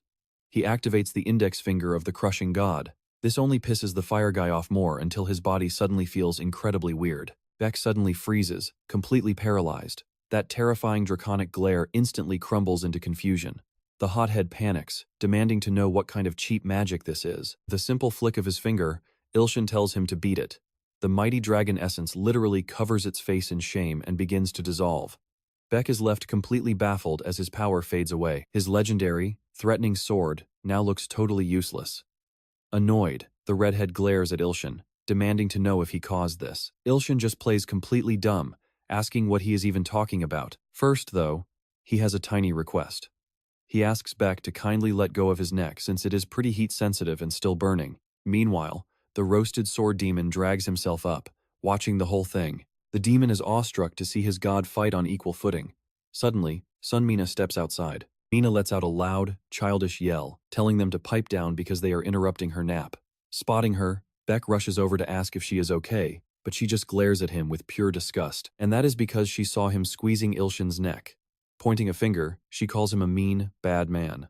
Just like that, Beck's heart completely shatters into a million pieces. Suddenly, Mina's eyes glow with power. She fires a direct blast right at the redhead. It lands perfectly, blasting him away from Ilshin and sending him flying into the horizon like a team rocket exit. Beck crashes hard into the dirt with a loud thud. Shaking and bruised, but still awake, he desperately asks why she would do this. But Mina completely ignores him, simply shouting out for Miri. Mina sprints over to Ilshin, frantically asking if she is okay. It turns out she thinks the protagonist is her little sister. Caressing his face, she tells her sister not to worry. She wraps her arms around him, promising to protect her little sister. Beck's heart is completely shattered. She keeps coddling him, asking if she got hurt. Ilshin almost slips up and calls her big sis, but his eyes dart over to Beck, who is still kneeling in despair. He recalls the rumors about them being a couple. Now it all makes sense, no wonder the poor guy is suffering so much. His own girlfriend has completely forgotten who he is. Feeling kind of bad for the guy, Ilshin decides to throw him a bone. Using his broken healing finger power, he completely restores Beck to full health. A system alert pops up, confirming the heal. It notes that despite being below level 8, this guy has the potential to transcend. It cost 100 coins, but Ilshin realizes this is a golden chance to recruit a prime S-class follower. Beck is so grateful he would probably donate a kidney. Making him a believer will be too easy. The redhead is completely stunned, realizing this recovery power makes zero logical sense. Seizing the moment to build some rapport, Ilshin tries to explain that this whole situation is just a massive misunderstanding, but before he can even finish, a roaring sound drowns him out. Looking up, they spot multiple helicopters heading straight for them. Naturally, Ilshin suspects Yuhyun brought some backup along, but when he asks, the redhead insists he is totally on his own. Since the kid has zero reason to lie, Ilshin is left wondering who on earth these newcomers actually are. They might be the Hunter Association's elite investigators or maybe just greedy bounty hunters out for his head. Either way, this is looking pretty bad, and with a crowd this huge, it is bound to be a major headache. The helicopters descend right toward them, and a bunch of armed agents start dropping out. Ilshin watches closely, trying to figure out who they work for. Suddenly, a very familiar face pops out from one of the choppers, the academy director, looking absolutely furious. Miri is right beside him, and the director probably thinks he is dealing with a dangerous kidnapper. Mina instantly brightens up when she sees her sister, while our poor protagonist starts panicking, wondering how on earth he is going to explain this mess. A few hours later, Ilshin lays everything out, even the dark secrets he uncovered in Mina's nightmares. Hearing the truth about why her sister sealed her own powers, Miri bursts into tears, and the two sisters share a deeply emotional hug. While the sisters are busy having a tearful family reunion, Uni walks up and hands Ilshin a brand new B-class license. Apparently, the director was highly impressed by that monstrous flower he summoned earlier. The second they bring up the monster, Mina literally flees in terror. Still, his bizarre summoning skills are officially rated top tier, earning him the prestigious license on the spot. Ilshin realizes they mean his night-blooming rose. The director instantly offers him a teaching gig at the academy, but Choi steps in and casually offers to double whatever starting salary they had in mind. Uni flashes the actual numbers, and the boy's eyes turn into literal dollar signs. Just like that, Ilshin accepts the offer to become a teacher. Cut to the prestigious Hunter Academy building. Inside, Miri is practically glowing with excitement. When her classmate asks what is up, she reveals that a very special guest is arriving today. The door swings open and in walks Ilshin, looking completely dead on his feet. The students immediately recognize him as the absolute beast who one-shotted teacher Gun-wook. Though they have no clue who his creepy follower is, Ilshin calmly announces he will be filling in while Gun-wook is on medical leave. Naturally, the students are pretty confused about this highly convenient medical emergency. Silencing the room, the sword demon slams his weapon down and declares himself the assistant. He sternly warns them that being taught by the legendary sword god is a massive honor they better appreciate. Our hero tries to kick off the lesson, but Miri politely points out that Gun-wook's class was supposed to be physical education. Hearing that, the new teacher tells everyone to just do self-study instead. The guy is so ridiculously exhausted that after leaning on his desk for a brief second, he literally passes out cold. The sword demon immediately orders absolute silence to avoid waking the great god. Terrified, the students whisper among themselves and decide to obey, assuming this creepy assistant must be at least an A rank. The very next day, Ilshin walks in and claims they need to study because exams are coming up. The day after that, it is pouring rain. Since they cannot go outside, he tells them to keep studying indoors. By the third day, despite the gorgeous sunny weather, he orders even more self-study, leaving Miri's classmate looking incredibly disappointed. Can you believe this guy is actually getting paid for this? For 3 straight days, the students do nothing but self-study while their teacher plays a stupid ant game on his phone. Even lunch brings a shock. The teacher sits right with them, casually mentioning how awesome it is to get free school meals. With a totally straight face, he asks Mongunji why she is eating so little. Miri still seems completely starstruck by Ilshin, but Mongunji thinks she is totally blind, eventually asking her friend why on earth she likes this weird teacher so much. Walking down the street later, Miri asks if she means teacher Ilshin, dreamily explaining that she just thinks the guy has a very special, unique charm to him. Checking her phone, she says her sister and Ilshin are waiting for her. Miri waves goodbye, leaving Mongunji completely stunned that she actually hangs out with the teacher after school. That is it. Mongunji decides she is going to uncover what her friend sees in this lazy slacker. The next day, the teacher actually gathers the class, announcing they will finally do some combat practice. Mongunji thinks this is her chance to beat him like a dog, but Ilshin lazily hands the practice over to the sword demon because he is just too sleepy. Highly annoyed that this wage thief is already looking for a nap, Mongunji decides to force his hand. She raises her hand, loudly complaining that she does not have a sparring partner. Ilshin realizes the class indeed has 21 students, something he completely overlooked. But before he can find a solution, she steps forward and demands that he be her partner. The sword demon calls her incredibly bold, but she just taunts Ilshin, asking if he is scared. Deciding to play along, Ilshin remembers Uni's threat to dock his pay and charge him for lunch if he slacks off. So yeah, he needs to at least pretend to work. Oh, she heard that, and the vibe in the classroom instantly drops to absolute sub-zero temperatures. She glares at her lazy teacher with pure, unadulterated contempt. Whispering back, she promises to absolutely wreck this lazy wage thief. Ilshin finds her pretty brazen, but honestly, she is not wrong, considering he spent the last 3 days just sleeping. To be fair, he has an excuse. He gave up his bed to the sisters for Mina's recovery. But sleeping on the hard floor is not even the worst of it. He has been totally sleep-deprived because of the 2 absolute slackers crashed next to him. Despite being famous S-class hunters, the supposed future of Korea, they behave like complete children. Ilshin tried asking why Yoo-hyun could not just sleep at his own place, but after a night of heavy drinking, the guy was basically a corpse. These 2 freeloaders have been crashed at his house for a week, drinking daily. Literally, any minor event was a perfectly valid excuse to crack open a bottle. If it rained, they claimed it was the perfect mood for a few drinks. And if the weather was nice, well, obviously that meant drink o'clock. Ilshin worried this would hurt Mina's recovery, but she just got super excited seeing them totally wasted. While those 2 slackers slept like absolute logs, hungry little Mina would only ask Ilshin for food. Since he was basically the designated house mom, he reluctantly dragged himself to the kitchen yet again. He whipped up kimchi fried rice and other quick meals. Between dealing with them all week and taking care of Mina, our poor hero had absolutely zero time for sleep. But while he is busy cooking, a loud buzzing catches the girl's eye. One of the drunkard's phones is vibrating non-stop until a flashing notification pops up, announcing that S-class hunter Sergei was brutally killed in Gangon province. This massive news points to the rise of a terrifying disaster-rank monster. And looking closely at the attached photo, there is something creepy scrawled right on the bloody wall. Definitely not Sergei's handwriting, but rather a translation from an African dialect, spelling out the chilling words, "a sacrifice to God." Instantly sobered up, the two S-class hunters decide to leave immediately. While Ilshin is cooking, they literally teleport away right as the food finishes. He just sighs and hands Mina her plate, telling her to eat up and get ready for school. Every morning, he leaves Mina with teacher Uni, and the two get along beautifully. Back at school, our hero vows to put in some actual effort. His opponent, Go Mongunji, is a 19-year-old necromancer, pretty impressive, honestly. Smirking, the student declares she is starting the fight and commands her dark summon, Hades, to open his eyes. Knowing Hades is the mythic lord of the underworld, Ilshin watches closely. Mongunji begins channeling her dark spirit, summoning magic, and a massive, insanely powerful figure slowly materializes right behind her. That giant zombie is Hades, a beast ranked 7th in the underworld. Ilshin is actually hyped about this because his opponent's skills look pretty fun even if he is about to get flattened. Ilshin starts bracing with his steel body skill, but something strange catches his eye. He looks up as Hades suddenly freezes mid-swing, completely locked in place. Mongji is totally confused and demands to know what is going on. But instead of attacking, the giant drops to his knees. He bows deeply to show reverence to a supreme being.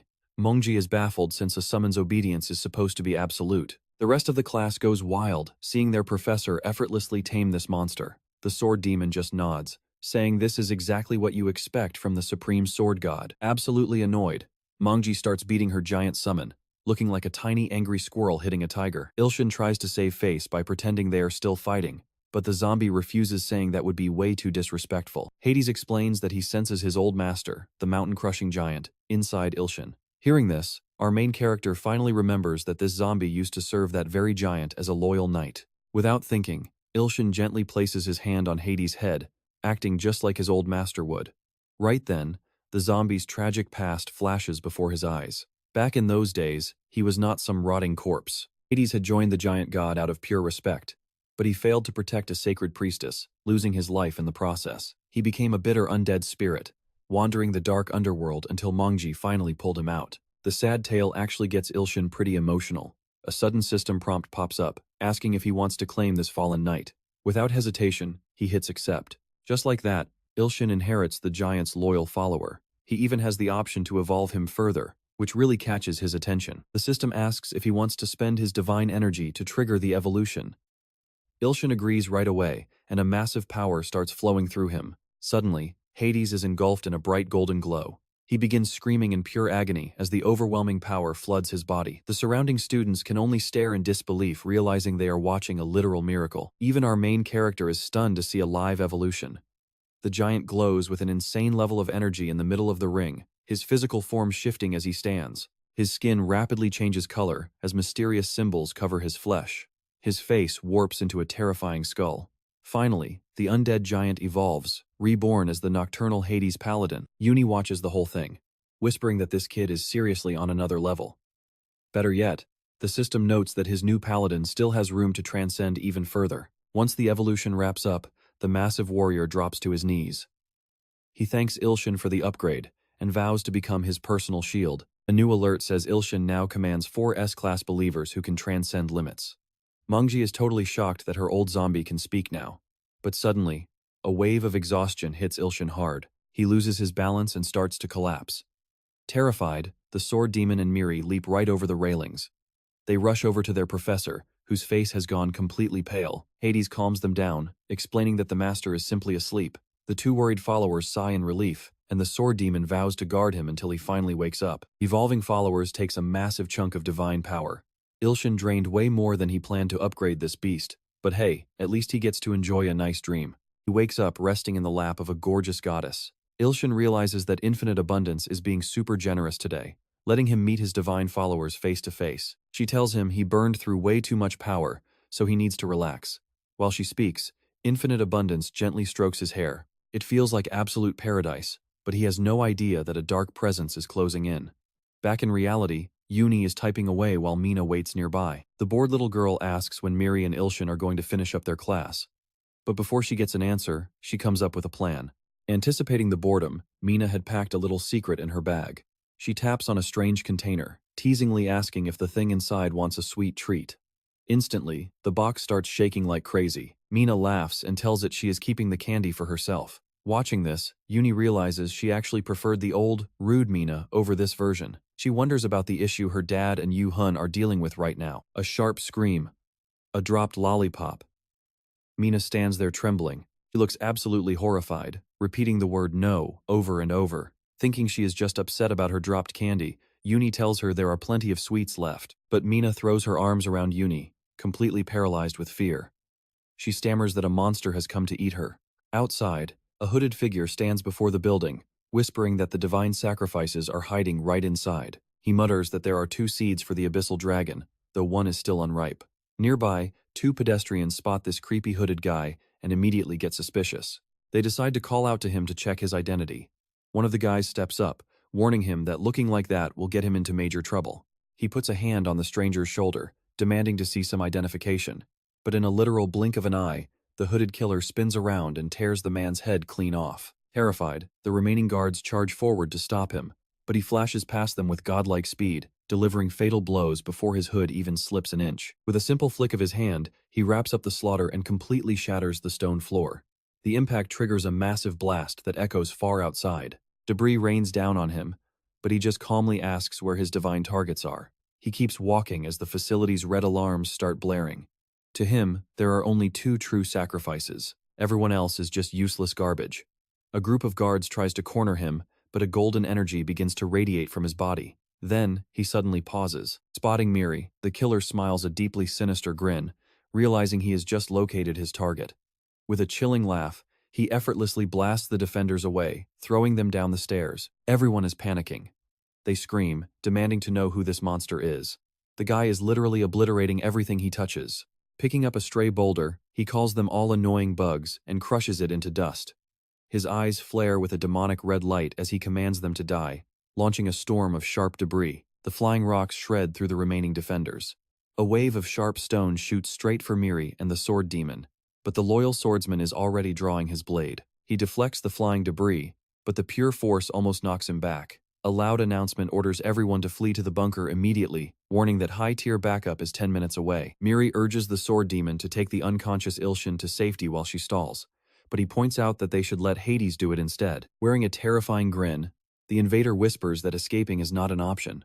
Suddenly, the floor splits open, and a massive creature emerges with a deafening roar, charging up a deadly energy blast. A swirling vortex of raw power forms in its palm, leaving Miri and the sword demon frozen in shock. A purple barrier seals the entire building, trapping them inside with no hope of rescue. Miri realizes this is a high-level territory barrier, meaning they are facing a king-class beast. The sword demon yells at her to run while he steps forward to draw the giant alligator's attention. The sword demon lunges forward to land a slash. But the second his blade connects, things go sideways. He gets blasted straight into the wall. The crash leaves him heavily damaged.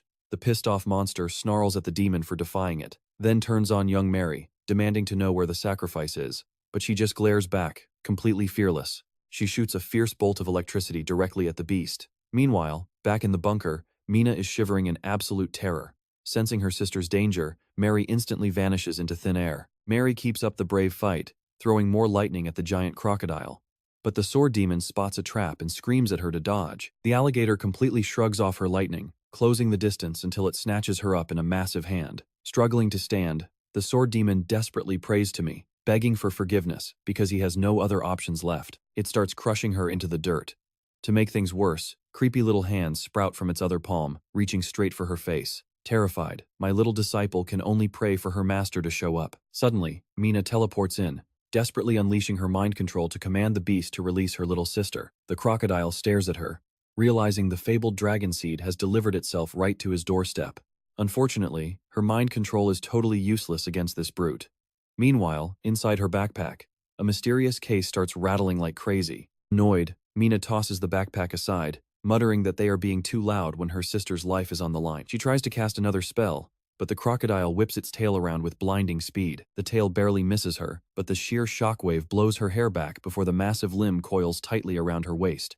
It hoists her into the air as the alligator smugly declares she will be his next sacrifice. Mina screams at him to let her sister go, but the crocodile just scoffs and announces the start of the ritual. Those repulsive little hands creep closer to Mary's tear-streaked face as she shakes in pure terror. Sobbing in utter despair, Mina begs for anyone to save her sister, finally pouring every ounce of air in her lungs into one desperate cry for my name, you, Ilshin. Meanwhile, I was far away, completely lost in a beautiful dream.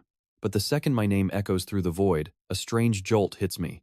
I realize I have to go, and I tell the goddess as much. Abundance warns me that my divine power is still drained, meaning the Apostle of Destruction could easily end my life.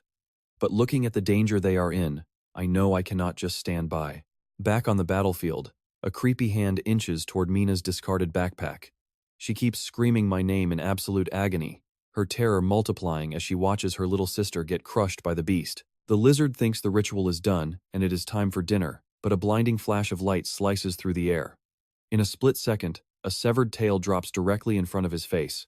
The giant beast howls over its lost tail, as I suddenly materialize, gently holding Mary. Turns out this ugly crocodile is Gustav, an apostle of some nameless god who has been reaping SS rank harvests for 85 years. Draped in a terrifying crimson aura, I stand there cradling Mary. Honestly, I can't stop muttering about wanting to chop this oversized handbag to pieces. The poor girl can barely recognize her own teacher. I set her down gently on the grass before walking straight toward the beast with a wicked grin.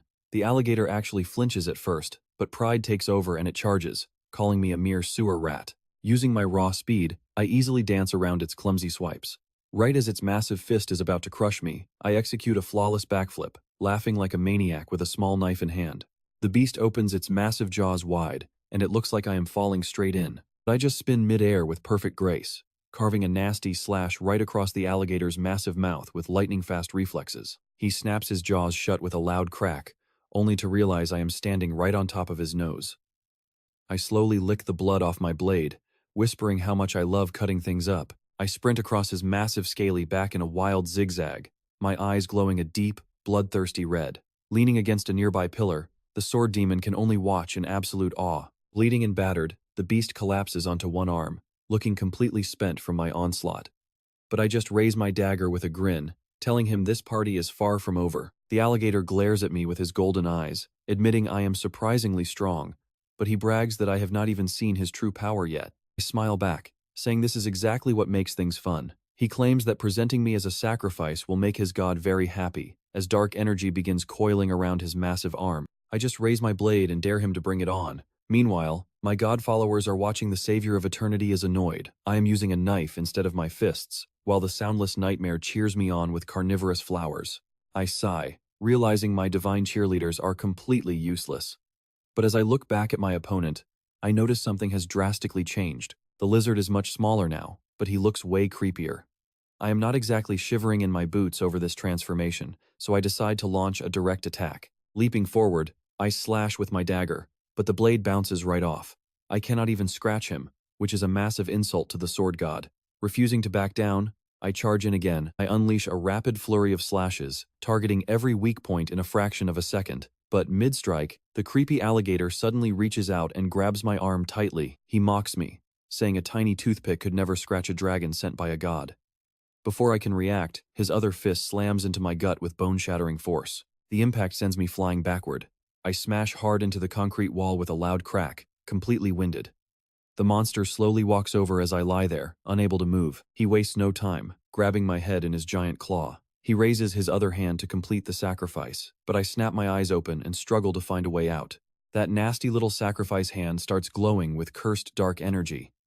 The lizard is fully prepared to end me right here. I desperately try to trigger a heal with my pinky finger, but a system notification pops up, saying my divine power is too low.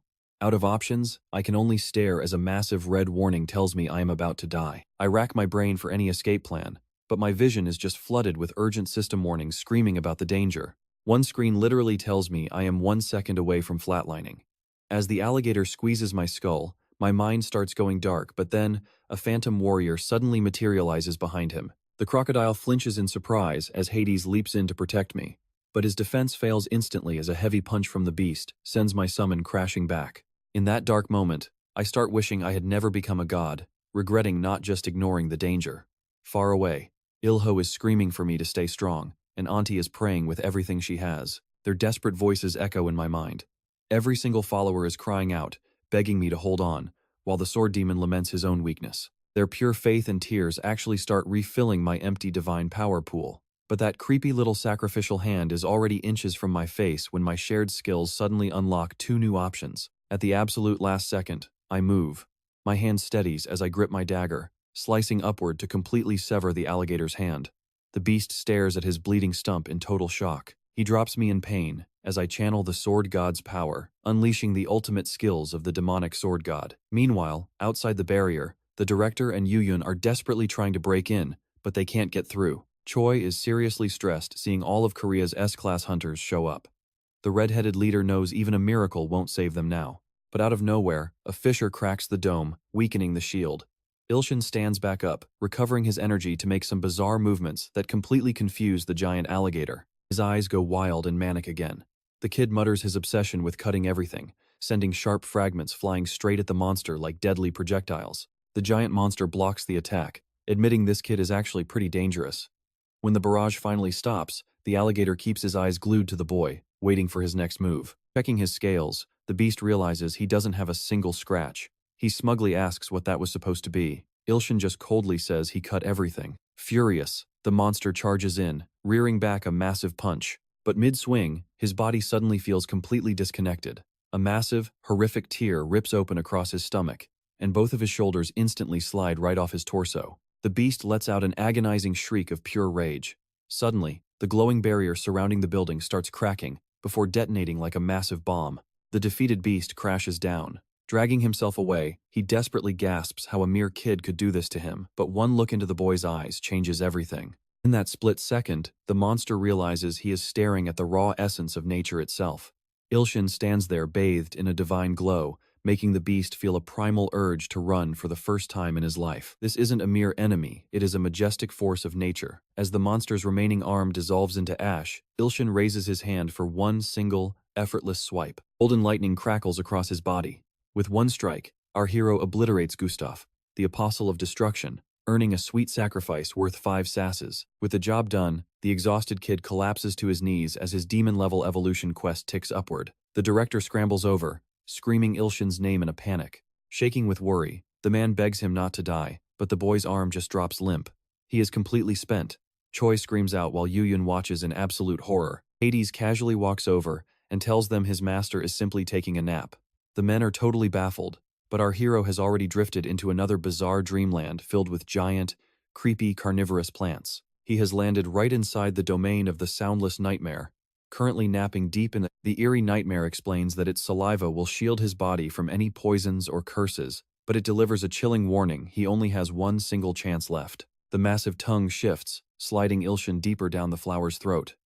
Just as he gets swallowed, the boy snaps awake from the terrifying vision. Mina is right there, revealing he has been out for an entire week. To the kid, it felt like centuries had passed. Leaning in close, she worriedly asks if he is okay, noting that he looks like he just survived a terrible nightmare. A system alert pops up. Soon Mina's wish was granted, making her his official follower. She is incredibly strong, easily worth 2 S-class hunters, boosting the kid's spirits instantly. Another alert suggests he ask her for a kiss and she'd gladly say yes.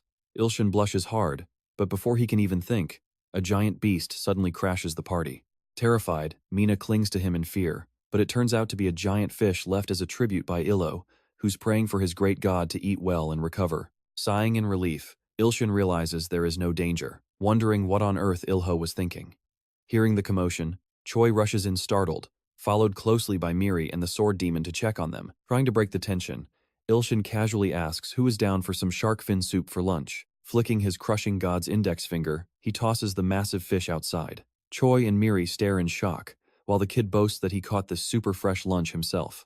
A bit later, we are in room 33 of the academy. Ilshin walks in with his faithful follower, looking pretty anxious while the students whisper that this teacher is the association's ultimate secret weapon. Supposedly, he single-handedly crushed that SS-class monster while everyone else was busy hiding. But no matter how softly they whisper, our main character can hear every single word. The sword demon slams his weapon down with all his might, demanding they all acknowledge the greatness of the sword god. Mongji, the class president, orders everyone to bow, and the entire class respectfully complies. Ilshin is genuinely touched. This is the first time he has ever received such respect. After that brutal fight with Gustav, He is just happy to see the kids in high spirits. Welcoming them back, he announces they are going to do some self-study time. But deep down, the lazy teacher just wants them quiet so he can secretly work on his own manuscript. But catching their utterly disappointed faces, he quickly laughs it off as a joke, announcing he will actually evaluate them one by one instead. Next up is a tall, sturdy girl named Hojo. She is 19 years old and looks perfectly healthy on the outside, but inside, her internal energy is completely distorted and chaotic. Using his unique counseling style for medical treatment, he proves he isn't your average gym teacher. He tells her to hold still, tapping her with his healing pinky finger. Soothing green energy washes through her. With her sensitivity suddenly twice as sharp as normal, Hojo gasps, demanding to know how on earth he just did that. In reality, the kid only did some minor first aid on her blood circulation. But as he calls the next student, Miri and the sword demon suddenly demand their own counseling sessions. Ilshin sighs that they should both be home training instead.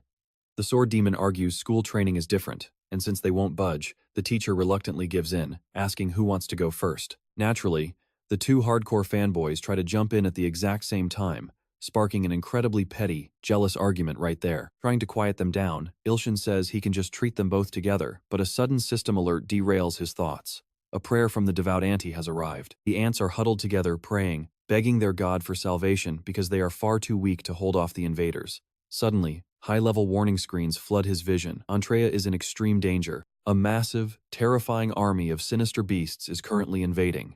Hordes of monsters are swarming his followers, led by Arachnin's summon, the apostle of the abyssal swamp, and her other beastly champion of power and deception. Worse still, the apostle of the heavenly fire is also there, wielding terrifying, blazing flames. Ilshin is horrified to see three massive apostles leading the charge.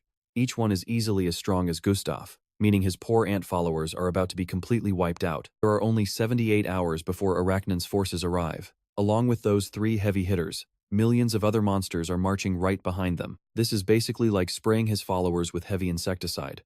How can he protect them all when fighting just one Gustav nearly put him in the grave? As the kid suddenly goes completely silent, Miri and the sword demon exchange worried looks.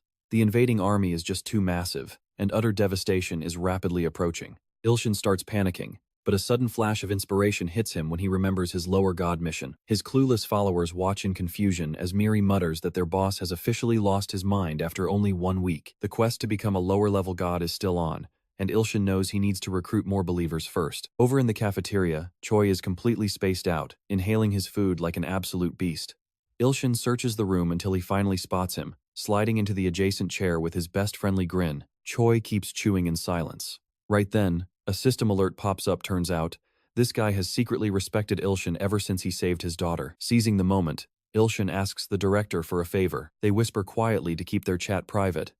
Choi keeps stuffing his face while listening, but suddenly bursts into a massive, booming laugh. He roars that he will do whatever Ilshin wants because he trusts him completely. Despite how bizarre the request is, Choi just goes back to eating. His status window stays exactly the same, completely unfazed. Nearby, Miri nudges her sister, telling her to stop staring at the director and just eat. Meanwhile, Ilshin is laser-focused on his quest to become a lower-level god. Thanks to Mina, he only needs 4 more followers to wrap this up. He has to finish this quest to ascend, but he is genuinely confused why his talk with Choi did not seal the deal. Desperate, the boy asks if Choi needs help with anything, but the director gets suspicious. He says that even though he trusts him, there is no way he is letting him get near his daughter. The two sisters overhear every single word. Choi keeps insisting that it will never happen, not even if the world ends. This awkward chat makes Mina pretty annoyed. Ilshin tries to defend himself, but the director suddenly snaps and slams his spoon onto the table. He demands to know if Ilshin is saying his daughter is not his type. After cooling down, Choi shifts gears, asking if the young man has been using his healing powers on the students. Here is his golden chance. Ilshin mentions he used his skills on Mina, and her recovery has been incredible. Armed with that, he asks if there is anything he can do for the director himself. Choi drops his head, asking in a quiet, heavy voice if someone on the verge of death can be saved. And just like that, boom, a massive S-class quest is unlocked. This sudden twist catches Ilshin completely off guard. The quest demands he heal Choi's dying friend and display his divine might. Now, he knows he absolutely has to pull this off. Ilshin insists they go right now. Cut to a massive hospital far away, where armed guards stand watch outside a room. Inside, a white-haired woman lies asleep on a bed covered in flowers. Ilshin wonders if this young woman is really Choi's friend. Sensing his confusion, the director asks what he is staring at. Choi explains that Miracle does not age, only her hair turned pure white. She is not just some friend, she is a legendary hero who has been by his side for his entire life. She saved the country countless times using her future sight. Suddenly, a strange energy starts flowing around her body, and Ilshin notices it is actually coming from the surrounding flowers. Choi says Miracle is absorbing life force from the flowers just to survive. Countless elite healers have failed to wake her. Taking a deep breath, Ilshin steps forward to give it a shot. A system notification reveals her real name is Lee Mira, and she is currently in a frozen state to preserve her fading life. Ilshin realizes he cannot see her age, which has never happened to him before. Suddenly, a voice echoes in his head, telling him it is not polite to ask a lady's age. Choi realizes the boy is being pulled right into her mental world. Choi places a hand on his shoulder and wishes him luck. In a flash, Ilshin is pulled into a beautiful, glowing space where Miracle is wide awake and smiling. She spots her new visitor and warmly welcomes him. Ilshin wonders if he is dreaming, but quickly realizes this mental landscape is very real. He can feel a spiritual pressure far stronger and clearer than Mina's power. The boy approaches and asks if her name is indeed Lee Mira, which she calmly confirms. Surprisingly, she already knows his name, saying she recognizes him as the Chosen One. She mentions that in her visions, he was supposed to be a supreme evil lord, but he looks way more nerdy and gentle than expected. Ilshin is not quite sure if he should feel insulted or flattered. She admits that if her sickness truly has no cure, she would gladly surrender her remaining moments just to finally be free. Miracle explains she is trapped here because her physical shell is dying, but she wanted a face-to-face meeting. That is why she pulled him into this space. Ilshin asks her to let him work so he can cure her. Time is ticking fast, with barely 68 hours left on his mission clock. But Miracle doubts it is possible and asks if he wants to try using his healing power anyway. Her aura is massive, but Ilshin decides to go all out. He activates his specialized ring finger technique, channeling the healing god's power. Soon, a vibrant green light wraps around her, and the system begins calculating the cosmic cost of his healing. But the system abruptly shuts him down. The heal failed because her level is simply too high for his current divine power. Ilshin feels a wave of disappointment as Miracle's feet drift back to the floor. The green energy fades away. If he cannot boost his divine reservoir soon, this entire mission is history. Miracle slowly opens her eyes, only to collapse straight onto her knees. Yet, she looks up at Ilshin with a soft smile, whispering that she believes in him. Despite her fragile state, she decides to gamble her entire fate on this boy. Just like that, Lee Mira becomes his fifth believer, pushing his godhood quest one step closer to completion. Even though this progress came out of nowhere, Ilshin is absolutely thrilled. Miracle adds that if he keeps saving these small, fragmented worlds, he will eventually have the strength to rescue hers too. Ilshin wonders if she is talking about Antria, but she just grins, promising she will be waiting for him to grow stronger. Her avatar starts to dissolve, leaving him with a final hint that the solution is closer than he thinks. She vanishes completely, leaving him anxious, as a new skill called Prophetic Dream is unlocked. In other words, he just scored the legendary ability to see the future. Too bad his divine power is depleted, leaving the skill temporarily locked. Suddenly, the sensation of floating fades, and he wakes up right back in his physical body. Slumped over Miracle's hospital bed, Ilshin catches his breath. Choi rushes over to check on him, while the boy sweats bullets, still replaying her warnings in his head. Meanwhile, over at the academy gym, Hades is casually shooting hoops with some students. Elsewhere, the boy is on the phone, realizing his mission for the director ended in failure. So, he decides to scour the local shops, demanding they deliver all his custom orders by tomorrow.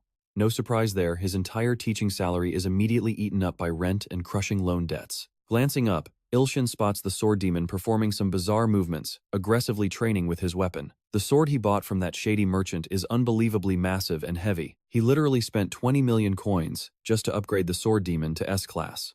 On top of that, he got a legendary martial arts manual containing the sacred teachings of Zhang Sanfeng. Unfortunately, the demon says this style does not match his raw, power-focused combat. He politely rejects it, and honestly, you have to feel for our guy getting completely scammed here. But hey, at least his faithful summon is putting in the work now, swinging that heavy broadsword easily with just one hand. Nearby, Myongji is totally distracted from her game, watching him with literal hearts in her eyes. Her eyes sparkle as she stares at him. Uncomfortable, the sword demon tells her to stop gawking and just get over here. The girl offers to grab the demon some water, but our guy bluntly points out he was talking to the person behind her. Oof. Talk about instant disappointment. Hades thinks this attitude is downright rude, asking if the kid needs a polite lesson while pointing right at the monster. The sword demon snaps back today is different, and he is going to crush him. Ilshin watches with curiosity, knowing an A-class taking down an S-class is practically impossible. But if the sword demon loses to Hades, he might actually rank up. Maybe this guy is the exact solution to all his problems. Just like that, the two followers clash. The sword demon has pushed his heavenly divine sword technique to its absolute limit, putting every ounce of his strength into one massive vertical strike. He stays locked in his stance, completely losing track of his opponent, only to get smacked hard on the back of his neck. Hades admits it was a clever move, but still not enough. Frustrated, the kid mumbles that he will still get him before instantly face-planting. Hades catches him on his shoulder, whispering that he will catch up to him soon enough. Well, assuming he actually survives this. Hades decides to carry him off to the infirmary, while Mungji chases after them, shouting for him to wait up so she can join. Ilshin knows the sword demon will reach S-class eventually. The real issue is when. He takes a casual sip of his drink just as a system notification pops up right in front of him. It says his assimilation rate with the Godmaker went up, boosting his power. He has chugged about 2,000 bottles of this stuff already, and it only went up by a single %. Meanwhile, Mina is locked in, channeling a skill directly into her sister.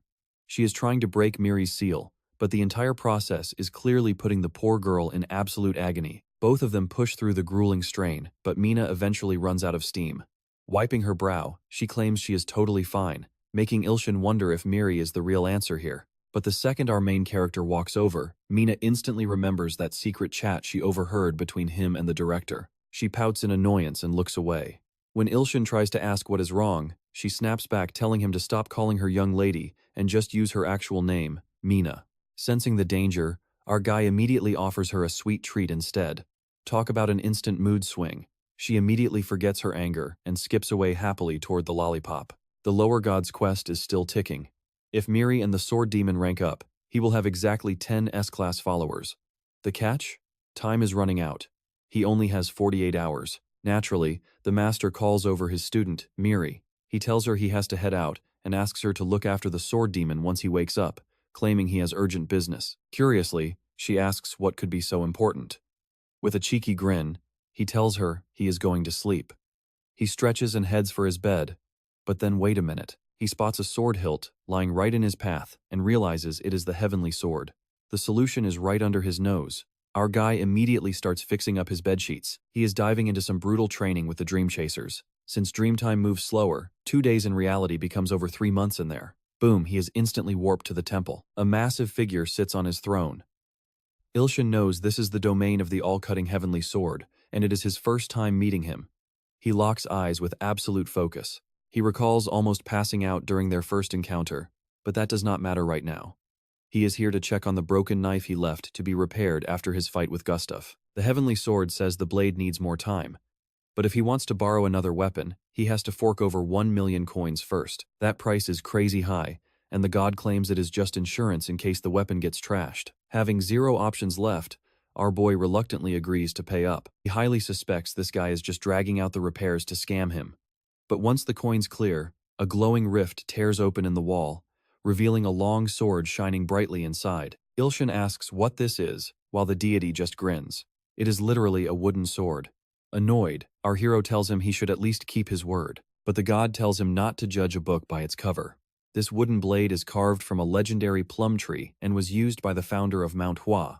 It is also 850 years old, so maybe it is actually decent. Hurrying and out of options, he decides to test it out, firmly calling upon the sword's power. A screen warns him it will be a miracle if this wooden stick even hits 50% power. The more he swings it in dreams, the higher it goes. Suddenly, the weapon begins to react. If the system literally called this a miracle, he wonders what is actually going on. Before he can think, training starts as the all-cutting heavenly sword lunges out of nowhere. Ilshin blocks the strike, shocked that he actually succeeded. The all-cutting heavenly sword just taunts him, telling him to attack already. With only 30 hours remaining, Ilshin realizes he has not landed a single hit since they started. The deity has effortlessly blocked a staggering 10,000 of his consecutive strikes. Our hero chugs down a few more potions, feeling absolutely exhausted as the hours drag on. But after endless rounds, he finally spots a tiny opening in the master's guard. It is time to strike. Using all his training, he darts right past his opponent with a lightning-fast straight slash. Completely caught off guard, the master takes a direct hit. Our hero grins, proud of his success. With only 20 hours and 30 seconds left on the clock, he chugs another potion. The deity admits the kid is pretty impressive and asks for a drink too. But our guy flatly refuses, leaving the great god absolutely fuming at the disrespect. Soon, the eternal seeker of truth gets bored and decides to take over his training. Poor Ilshin gets tossed around like a rag doll, dropping a potion vial in the chaos. Get ready for a literal clash of muscles. The giant activates his metal skin, whipping the boy without an ounce of mercy. Seriously, he literally has a whip. He even compliments Ilshin's muscle gains before making him lift a 2-ton dumbbell just to start light. Gritting his teeth, our hero pushes hard, all to keep his ant colony safe. Summoning every drop of his strength, he strains to lift the massive weight. Even if it is barely off the ground, he actually manages to get it up. The giant applauds his effort but warns him to drink a potion to stop muscle loss. Without hesitation, Ilshin pops another one down. Time is ticking away, with only 10 hours remaining on the clock. The soundless nightmare steps up, warning him that if he falls asleep here, he is going back to reality. And just like that, another grueling battle kicks off. He lands multiple strikes right on the giant carnivorous plant's stem, but the monster is massive and incredibly tough to crack. With only 1 minute remaining, his assimilation rate is stuck at 49%. To max it out, he would need to drink 2,000 more potions, which is completely impossible now. But remembering the nightmare's advice, a crazy idea pops into his head. Gritting his teeth, our hero charges forward to deliver one final, desperate strike. He grips the blade with both hands, ready to go completely wild. With a smirk on his face, he is about to find out just how strong he has really become. Moving like a flash of lightning across the sky, the boy slices right through his opponent, and that creepy, silent nightmare is absolutely loving the raw violence. The plant monster takes a massive hit. Ilshin tells that weird nightmare to stop being a total masochist, but with only 1 second left, our exhausted hero is completely spent. A sudden notification pops up showing his rate is stuck at 49.9%. He is incredibly annoyed since he needed 50, but right behind him, a carnivorous flower stem starts to wiggle. The creature creeps closer, whispering that it preferred his last sword much more. And just like that, his assimilation rate finally hits 50%. Now, the boy can finally interfere directly in the fantasy world of Antria. But to Ilshin, this feels like a total scam, and he is pretty sure he just got ripped off. However, that rate boost actually jacks up the stats of all A-class followers. Suddenly, red alert screens flood his vision because the holy war deciding the fate of God Ilshin is officially starting. Our main character realizes he has to get to the school rooftop, where his online delivery is waiting. Meanwhile, outside the gates of Antria, a terrifying swarm of monsters begins their march. These pests are marching on direct orders from Lady Hyona. She scoffs at the fortress, noting how some fools actually believe the place is indestructible. The goddess orders Belub to lead the charge. The ugly bugman promises he will not fail his lady, and a massive horde of creepy insect soldiers begins to swarm forward. Their leader licks his weapon, finding the whole invasion highly amusing. On the other hand, Auntie is incredibly worried. Still, she vows to defend her god's castle to the end. Word is that Belub's toxic spit can melt solid stone. The nasty creature starts chanting, calling upon the god of pestilence to rain down rot and filth on the defenders. His gross body glows with a radioactive green light as he exhales a toxic breath, wishing death on his foes. Behind him, the rest of the bug brigade starts charging up. Suddenly, a massive crack tears open in the sky. A colossal human leg steps right down into the middle of the army. Hyona panics, and her buggy troops freeze in pure terror. Within seconds, the giant foot lands, squashing a bunch of soldiers flat. Ilshin steps through the rift as a towering giant, wielding literal cans of bug spray. Talk about some epic online shopping. Grinning like a villain, he boasts that his delivery arrived just in time, aiming the spray cans at the terrified bugs while Belub shakes under his glare. Absolute dread washes over the insect leader. He truly believes they are all doomed unless he can somehow summon the god of filth to save them. Looking down, Ilshin sees nothing but an annoying swarm of dirty flies. Channeling his divine power into his index finger, he pulls the triggers on the giant spray cans. By combining his finger technique with the telekinesis he got from the Apostle John, he unlocks a brand new skill, literal pest control. The moment the chemical mist hits the bugs, they start dropping. Realizing it is highly concentrated poison, Belub screams for an immediate retreat. But it is way too late, as even the crown on his head starts melting from the potent spray. Just like that, dozens of monsters are instantly turned to ash. Only smoke remains. The surviving bugs scramble away, screaming at the others to avoid the toxic gas. Hyona commands them to stop being cowards since their opponent is just one giant guy. Still, Ilshin notes that even with an army big enough to coat a city, they die the moment they touch the mist. Hyona gets increasingly desperate, shrieking that his silly tricks will not work again. She quickly calls upon her beast, apostle of power and deception, to grant her strength. A massive tiger-headed beast answers the call, charging forward at insane speed while Ilshin watches, not quite sure what the big cat is planning. Spreading its giant dragon wings, the tiger beast flaps them hard, sending a violent gale directly toward our hero. The massive windstorm rushes forward, closing in on Ilshin rapidly. The heavy wind blows his toxic spray right back at his own allied ants. Thinking fast, Ilshin realizes there is only one option left to save them. He tries combining his special index finger with his telekinesis, but his expensive poison gas is completely blown away by the tiger's gale.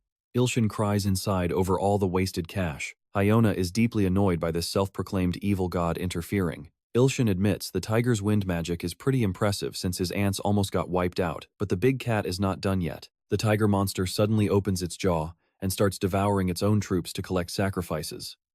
Ilshin knows eating your own allies for a power-up is incredibly cheap and cruel. This brutal offering is exactly how Hyona boosts her divine energy. Right after, she orders her massive dragonflies to deploy their blind shock troops. Wasted cash. Since that stupid tiger just blew away all his expensive bug spray, our protagonist is completely furious. He vows to end this oversized cat and starts charging up his divine index finger again, but as he looks toward the horizon, something stops him. A colossal swarm of dragonflies is heading his way, and they are carrying some highly unpleasant passengers on their backs. Wearing creepy blindfolds, these shock troops have razor-sharp jaws that can easily snap a man in half. They leap off the dragonflies, raining down on Ilshin like a nightmare. Our hero quickly activates his iron skin skill. Despite this, the buggy soldiers swarm him, biting frantically with their sharp jaws, but they cannot even put a scratch on his reinforced body. Up in the heavens, the eternal seeker of truth is highly impressed by this display of absolute, ironclad defense. Still, the falling bugs are completely fearless, pounding against his skin like torrential rain. Soon he is completely buried under a writhing mountain of insects, but his right hand remains free. That is just enough time to trigger his ultimate conviction spell. Freeing his thumb next, he unleashes the raw power of the god of proliferation. Suddenly, the bugs biting him burst into bright flames, wrapping him in a protective shield of fire. He steps forward, charging up a massive flick with his middle finger to launch fireballs. The enemy soldiers panic, screaming that the very fires of hell are falling upon them. Absolute chaos as they run frantically to save themselves. After wiping out the wave, Ilshin starts feeling his mana drain, but at least his promotion quest to become a true lesser god progress bar ticks up. Even with that 50% rate boost, fighting an entire army alone is exhausting, and a wave of dizziness hits him from the massive drain. Up in the sky, a flaming apostle glares down at Ilshin, deeply offended that a mere mortal is using his master's divine fire. Ilshin just sighs at another arrogant boss. Hyona commands her divine champions to incinerate this annoying intruder. The burning fire chariot agrees, but demands a payment of 100 million lives first. The remaining bug soldiers panic at the thought of being sacrificed, but Hyona yells that their lives are a worthy price for victory. Without hesitation, the fiery chariot unleashes hellfire, roasting its own allies alive. Harvesting its massive tribute, the flaming beast whips up a terrifying fire vortex. Ilshin watches in dismay as the monster absorbs the souls, growing exponentially larger and far more dangerous. The Titan's flaming eyes burn with pure hatred as its bladed wheels begin to spin at high speed. The fire chariot charges right at Ilshin. Even though he is completely drained, our hero points his finger to blast it, but his mana tank is empty. It fizzles out, leaving him wide open for a brutal, direct hit from the apostle. The impact sends him skipping across the dirt like a flat stone before he crashes hard in the distance, bruised and battered. Watching this, Hyona sneers and asks Nava if she saw the pathetic end of their so-called god. Staring at the sky, Ilshin wonders if this is really the end. What good is being a god if he cannot even protect his own people? Just then, Auntie rushes over, crying and begging him to open his eyes. He weakly groans. What is she even doing here when he explicitly told her to stay safe in the castle? She desperately tries to cast her healing spell, but the apostle's oppressive divine energy completely blocks it. The enemy is shocked to see the boy is still breathing. He steps forward to finish the job once and for all, determined to snuff him out before those master's flames can ever spark again. Right then, Ilho's faithful prayers echo in Ilshin's ears, begging his god to summon him to the battlefield. Gathering every last drop of his remaining strength, our hero decides to pull him straight out of the tower. Blue lightning tears through the sky, and boom, Ilho lands, summoned by his glorious lord, Ilshin. The giant warrior proudly tells his god not to sweat it because he has been slaying tons of these exact monsters inside the tower. But mid-sentence, a massive mouth lined with razor-sharp teeth lunges in, and the tiger-headed monster swallows him whole in one quick chomp. The beast scoffs that insect was nothing but a light snack. Auntie panics as she watches their protector get devoured. It really looks like game over for Ilshin, who cannot even wiggle a single finger. But wait, a sudden system notification rings out. The legendary celestial sword is fully repaired. And since some scrap materials were salvaged during the process, the entire repair bill is completely free. A massive fissure rips open the earth, unleashing a violent wave of spiritual pressure. From deep within the glowing crack, a colossally huge sword slowly rises into the air. Like a magnet, the great sword flies straight into Ilshin's hand. The instant his fingers wrap around the hilt, a massive surge of blue lightning courses through his body, completely refilling his depleted energy reserves. Back on his feet with absolute main character energy, Ilshin stands tall. The fire chariot immediately senses the shift in the air. As our hero activates his skill sharing, the remaining beasts start to tremble. The terrifying aura of the heavenly demon realm floods the battlefield, and the monsters immediately try to tuck tail and run. Wearing a cold, dark smirk, Ilshin asks if they seriously think they can escape. First up, the fire chariot.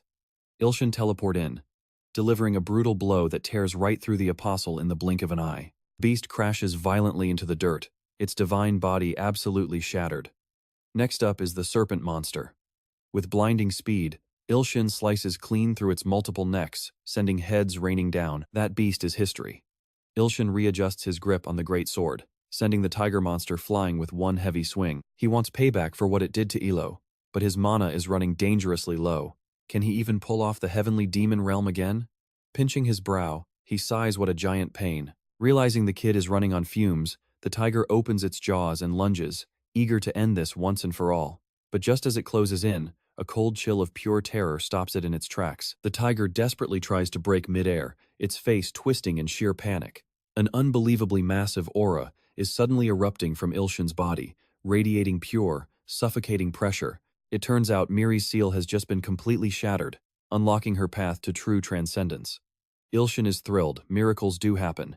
Even his low-tier god quest is evolving right now. Thanks to Miri, his divine power is rapidly refilling. Now, our hero can easily unleash the full fury of the heavenly demon realm right onto this giant kitty's face. Absolutely terrified, the tiger tries to back off, but a bizarre, creepy, squelching sound suddenly echoes through the clearing. Frowning, Ilshin looks back to see what the heck is making that noise. His jaw drops as he sees what is happening. The headless serpent monster is standing back up, growing twice its original size. Turns out, this thing has high-grade immortality. A simple sword cut won't do. The chopped-off neck bubbles and sprouts a brand new, terrifying head as its power surges back to full. Ilshin watches this play out, realizing he is dealing with a total cheat code. Perfect. This apostle of the abyssal swamp is a known troll who loves playing with his food. Our hero is definitely not thrilled. The monster mockingly warns him that his trivial, pathetic skills can never kill it, charging ahead to crush the boy once and for all. But hearing its abilities called trivial, the legendary sword is absolutely outraged by the disrespect. Ilshin jumps, completely blindsided by his weapon suddenly speaking. Finding the talking sword amusing, the monster claims it will make a nice trophy, but the sword just laughs and starts trash-talking the overgrown worm. The beast laughs, claiming its regeneration makes any weapon useless. Meanwhile, Ilshin wonders what kind of crazy spirit is currently possessing his sword. The sword bursts into hysterical, mocking laughter. Hearing this, Ilshin's sweat drops, thinking the voice sounds like a literal psychopath. Even the giant snake is totally baffled by the weapon's unhinged attitude. The sword cackles, it is laughing because the snake is already dead. The monster freezes in sheer confusion, but that confusion quickly turns to absolute fury before a sudden strike hits it. Suddenly, the monster's infinite healing fails completely. The neck it was trying to regrow simply evaporates into thin air under the unstoppable, crushing pressure of a heavenly demon realm strike. Its pride and joy, the ultimate healing factor, is officially broken. The sword continues to trash talk, mockingly calling the giant monster a very bold little garden snake. With the apostle of the abyssal swamp successfully defeated, its soul is absorbed as a premium, second-class sacrifice. Just like that, Ilshin's lower-level demon mission takes a massive leap forward. Pure black energy rolls off both the blade and Ilshin's body. Feeling his power multiply, he wonders what crazy strength he will unlock once he collects all 10. But before he can celebrate, a shadow looms from above. Ilshin looks up just as the tiger monster roars that it is too late and it is going to rip him into confetti. The beast vigorously beats its wings, sending a violent gust of wind rushing downward. It dives down with terrifying, explosive speed, but Ilshin casually parries the massive strike with a swift, elegant sweep of his blade.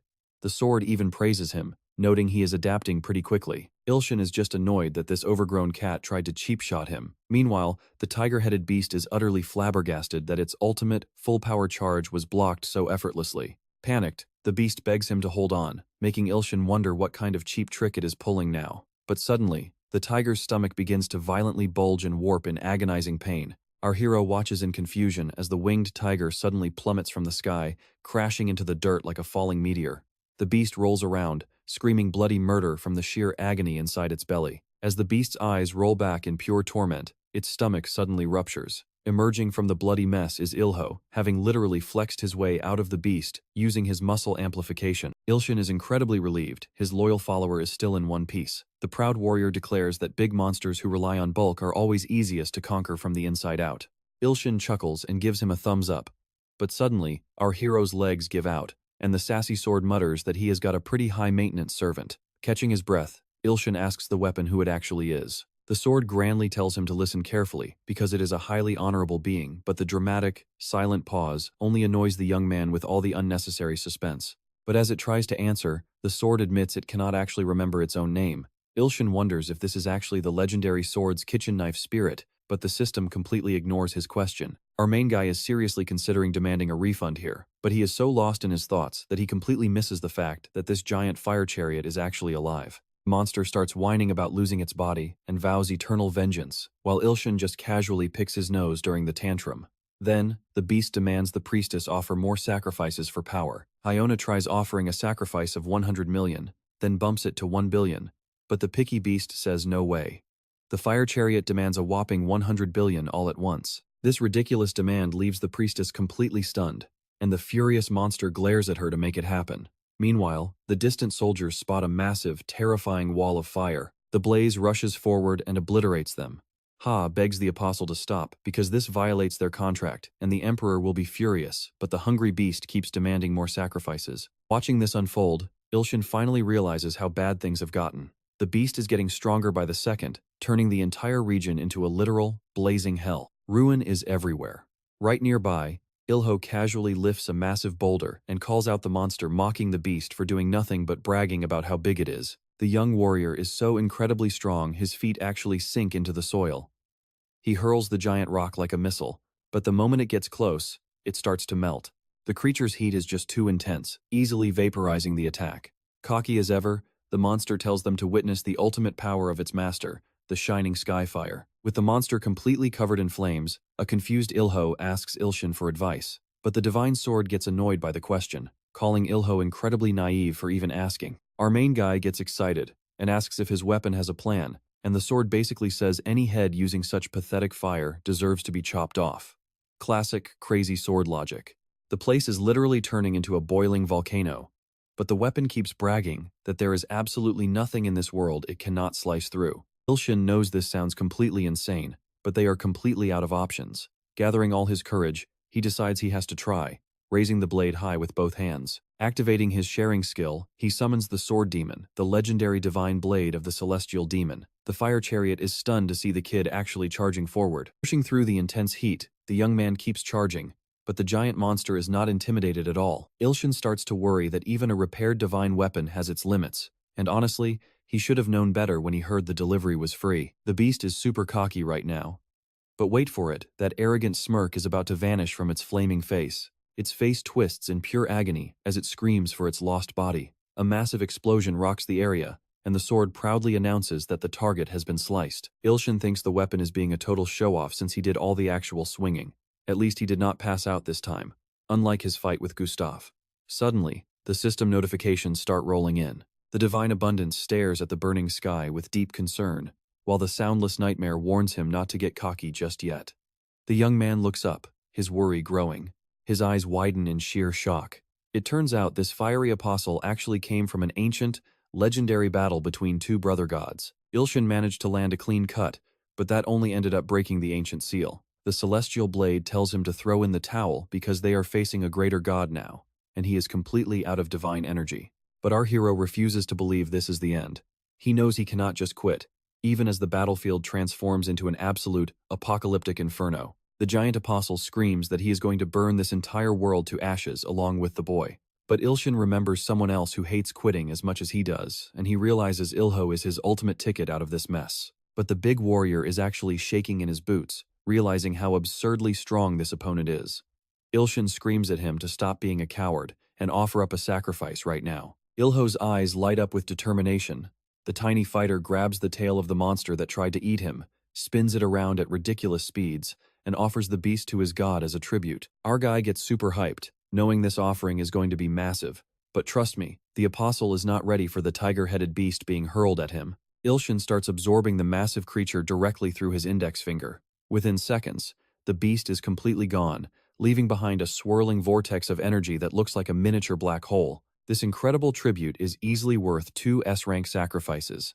Just like that, his low-level demon mission is finally cleared, promoting him to a low-level evil god. Naturally, he instantly flashes a smug, victorious grin. He can feel the divine energy of an actual god rushing through his body. An ecstatic Ilho raises his hands, leading the crowd to worship the great Yu Ilshin, while Auntie prays with everything she has. Our hero is absolutely loving the fact that his followers actually treat him like a deity. The apostle keeps rambling about how resistance is futile, and how he will burn everything down, but Ilshin just flips him off and tells him to shut up. He casually complains that it is already way too warm here, so the fiery giant needs to beat it. Ilshin lands a direct punch right on the monster's chin.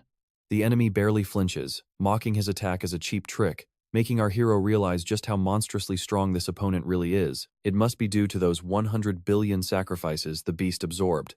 Even with his shiny new evil god status, Ilshin still feels completely outclassed. The blazing apostle marches forward, sneering that weak hits like that will never stop him. As he gets closer, the heat spikes so high that the entire fortress starts melting down. Realizing his heavenly demon domain won't cut it, Ilshin worries his usual tricks are useless. He realizes his only option left is to tap into the secret vault of the celestial sword. But the weapon screams at him to stop, because nothing in its vault can actually slice through pure fire. Just as our hero descends into total panic, a mysterious dark blue streak plunges from the sky, leaving even the divine blade shocked. Meanwhile, inside a large building as night falls, empty boxes and a phone sit on a bed. The sword demon is pushing through some incredibly intense training. Completely worn out, the young man finally unlocks the secrets of the second stance. All the massive spiritual energy he gathered from his brutal training is immediately channeled directly to his deity. The moment has arrived to unleash the second form of the divine sword. With this massive burst, the celestial weapon finally remembers its true identity, its creepy single eye widening in shock. All of a sudden, the blade transforms into an old man with long, flowing white hair. With a powerful, Ilshin is totally baffled by this revelation, catching a sudden glimpse into the heavenly demon's tragic past. In the vision, the heavily wounded master clutches his sword with all his remaining strength. Tears well up in his eyes as he stares at a young girl lying defeated before him. In a heartbreaking twist, the legendary master had to execute his own daughter after she fell to the god of ruin. He wiped out 1 million of her corrupted followers before taking his own life. Reliving this dark memory causes the old demon master immense pain all over again. A system notification reveals he spent thousands of years looking for an heir to avenge him. He lost his memories in some shady scam, but they are finally back thanks to the sword demon. The almighty celestial blade tried to scam the legendary demon into becoming its loyal servant. But when it actually faced him, things took a wildly unexpected turn. The heavenly demon flat out refused because he hates scammers. So what does the celestial sword do? Erases his memory, traps him in a blade, and forces him to work for free. Ilshin is absolutely disgusted by this legendary scam. Meanwhile, the spirit notes that the sword demon brought his memories back, making him a pretty loyal follower after all. Clenching his fist, the old demon asks if this rookie god can actually help him get revenge. Ilshin doesn't blink. He promises he'll make them taste his steel. That gets the old spirit roaring with laughter. Reaching out a hand, he declares that Ilshin is worthy of wielding his power and fully deserves to be his master. His fiery body melts away, shrinking back into a blade. Ilshin raises a single finger to prep his next skill, officially locking in the heavenly demon as his newest follower. The Apostle of Fire never saw that hit coming. Just like that, his promotion quest to become a low-rank benevolent god hits 100%. Yu Ilshin has finally leveled up to a deity. Awakening the demonic sword is the final piece of this crazy puzzle. Game on. Our boy's eyes are glowing with pure confidence, but the apostle screams in rage, asking if a couple of cheap upgrades make him think he can win. He spews a massive wave of hellfire to counter Ilshin, sparking an insane clash of powers. The demonic sword whispers some pro advice to put out a fire, You just need to start an even bigger one. Realigning his grip, our hero charges forward as the heavenly demon unleashes his own terrifying version of the Great Flaming Hell. No use. The apostle presses his attack, screaming that resistance is completely futile. The two massive powers collide, triggering an absolute explosion that shakes the sky. The giant monster is shocked to see Ilshin slicing straight through the inferno, telling him to get lost because it is already hot enough. The clash leaves a deep cut on the flaming beast, but the apostle laughs it off, confident his master's power will stitch him right back up in no time. Except the blue flames refuse to go out, melting the monster's face as despair sets in.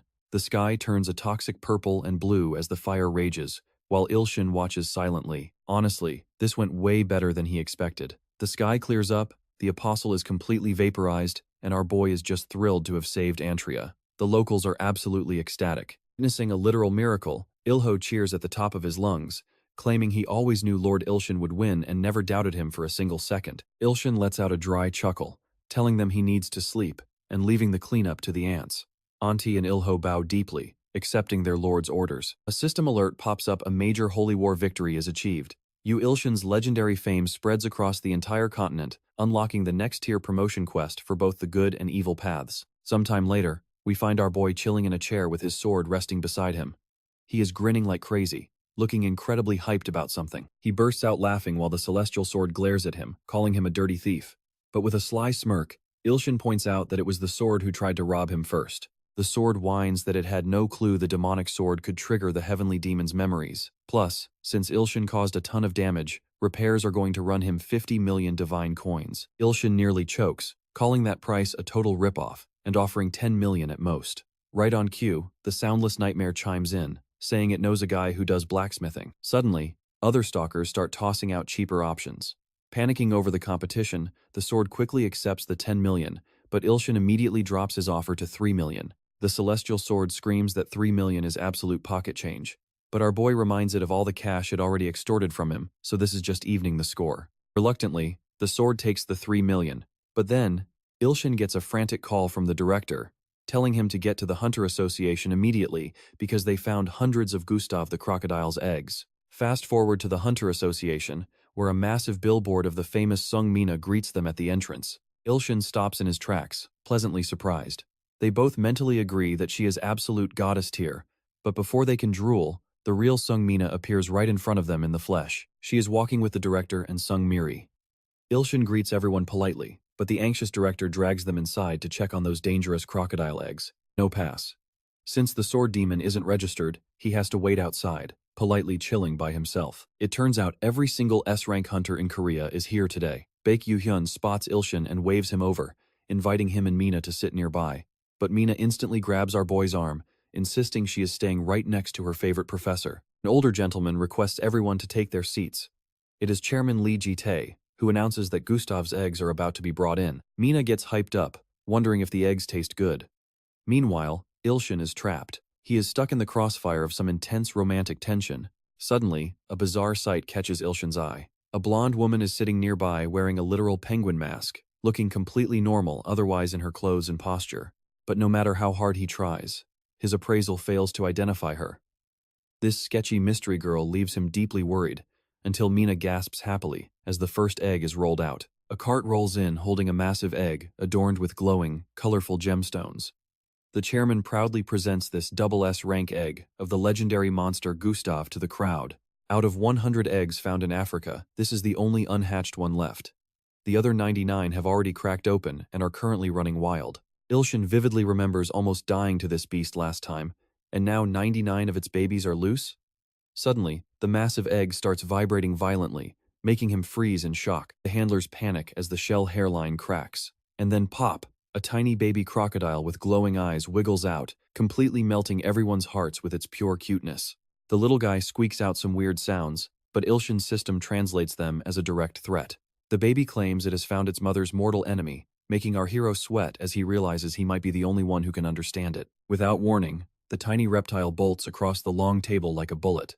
Ilshin's eyes widen in sheer disbelief at how incredibly fast this newborn monster is. Landing right in front of Ilshin, the baby growls that it is going to murder him, raising its sharp little claws to strike. Ilshin freezes, totally dumbfounded by the tiny threat, but then everything suddenly slows down to a crawl. He realizes he is not slow, he has just gotten insanely fast and powerful. Since he is literally a low-ranking god now, a tiny crocodile is basically a joke. When the baby notices Ilshin's aura, its cute face instantly twists in absolute horror. It just realized it was born today, and today is also going to be its funeral. But before Ilshin can even flick his finger, a massive fist flies out of nowhere and sends the baby blasting through the air. The massive fist came from Kang Jong-hyuk, an elite S-rank hunter. The baby crocodile slams into the wall, squealing in sheer pain as it looks for an escape, but another hunter instantly pins it down right away. It is Shin Yu, who admits he was almost fooled by its cute act.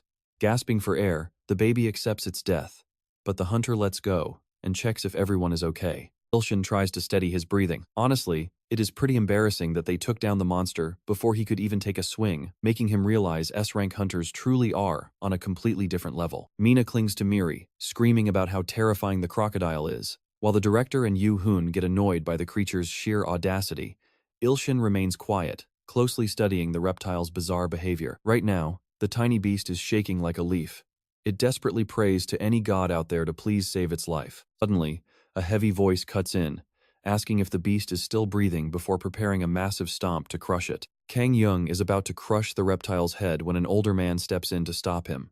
This newcomer is actually Goa Duke, an S-rank powerhouse and leader of the Fire Temple Guild, known as the One-Man Army. Naturally, Kang Jung demands to know why this old man is interfering. Duke explains that he wants the creature intact for research purposes. But the blonde hunter is not having it. He insists on killing the crocodile with his own hands to satisfy his petty pride. The old man lets out a sarcastic laugh, mocking how incredibly rude kids are these days.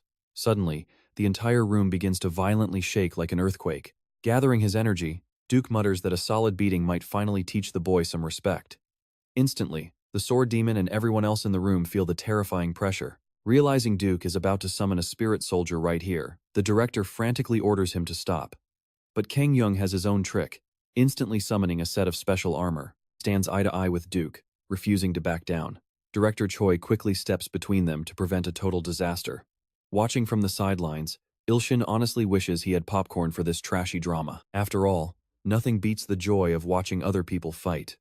Meanwhile, the tiny crocodile is still whimpering on the floor, and Ilshin's eyes lock onto the helpless little beast. The once cocky hatchling is now completely terrified.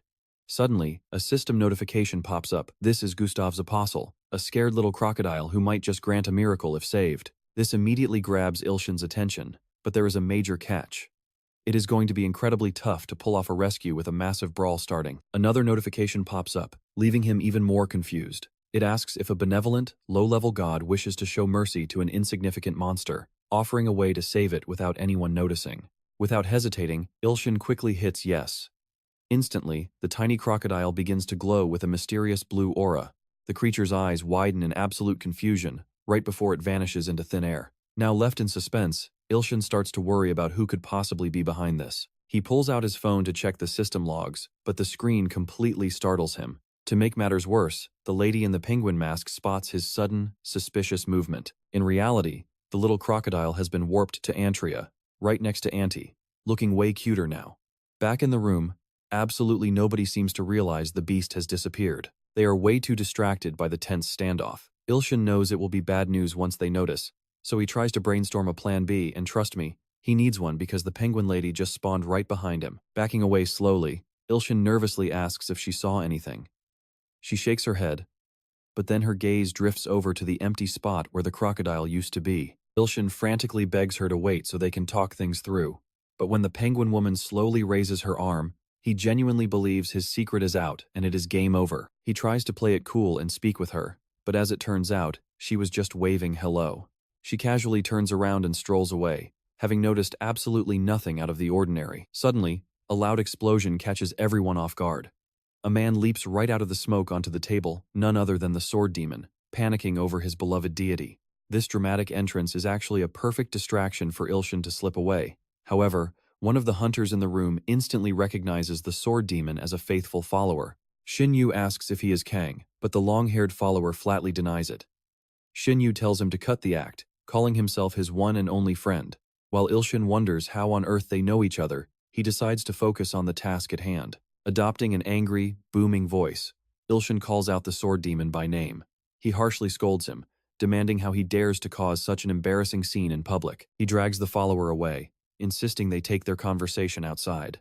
The remaining brawlers and the director are left totally bewildered, while Ilshin continues hauling his dramatic subordinate down the hall. True to form, the dramatic sword demon starts crying that he will end his own life as punishment. But Ilshin, who is secretly incredibly grateful, tries to quiet him down and tells him to just stay hush. Back inside, Duke suddenly roars out, demanding to know where the crocodile disappeared to. By this point, Ilshin is already miles away. Naturally, this missing beast gives the two hot-headed S-ranks another reason to keep fighting. A sly, mischievous grin creeps onto Ilshin's face.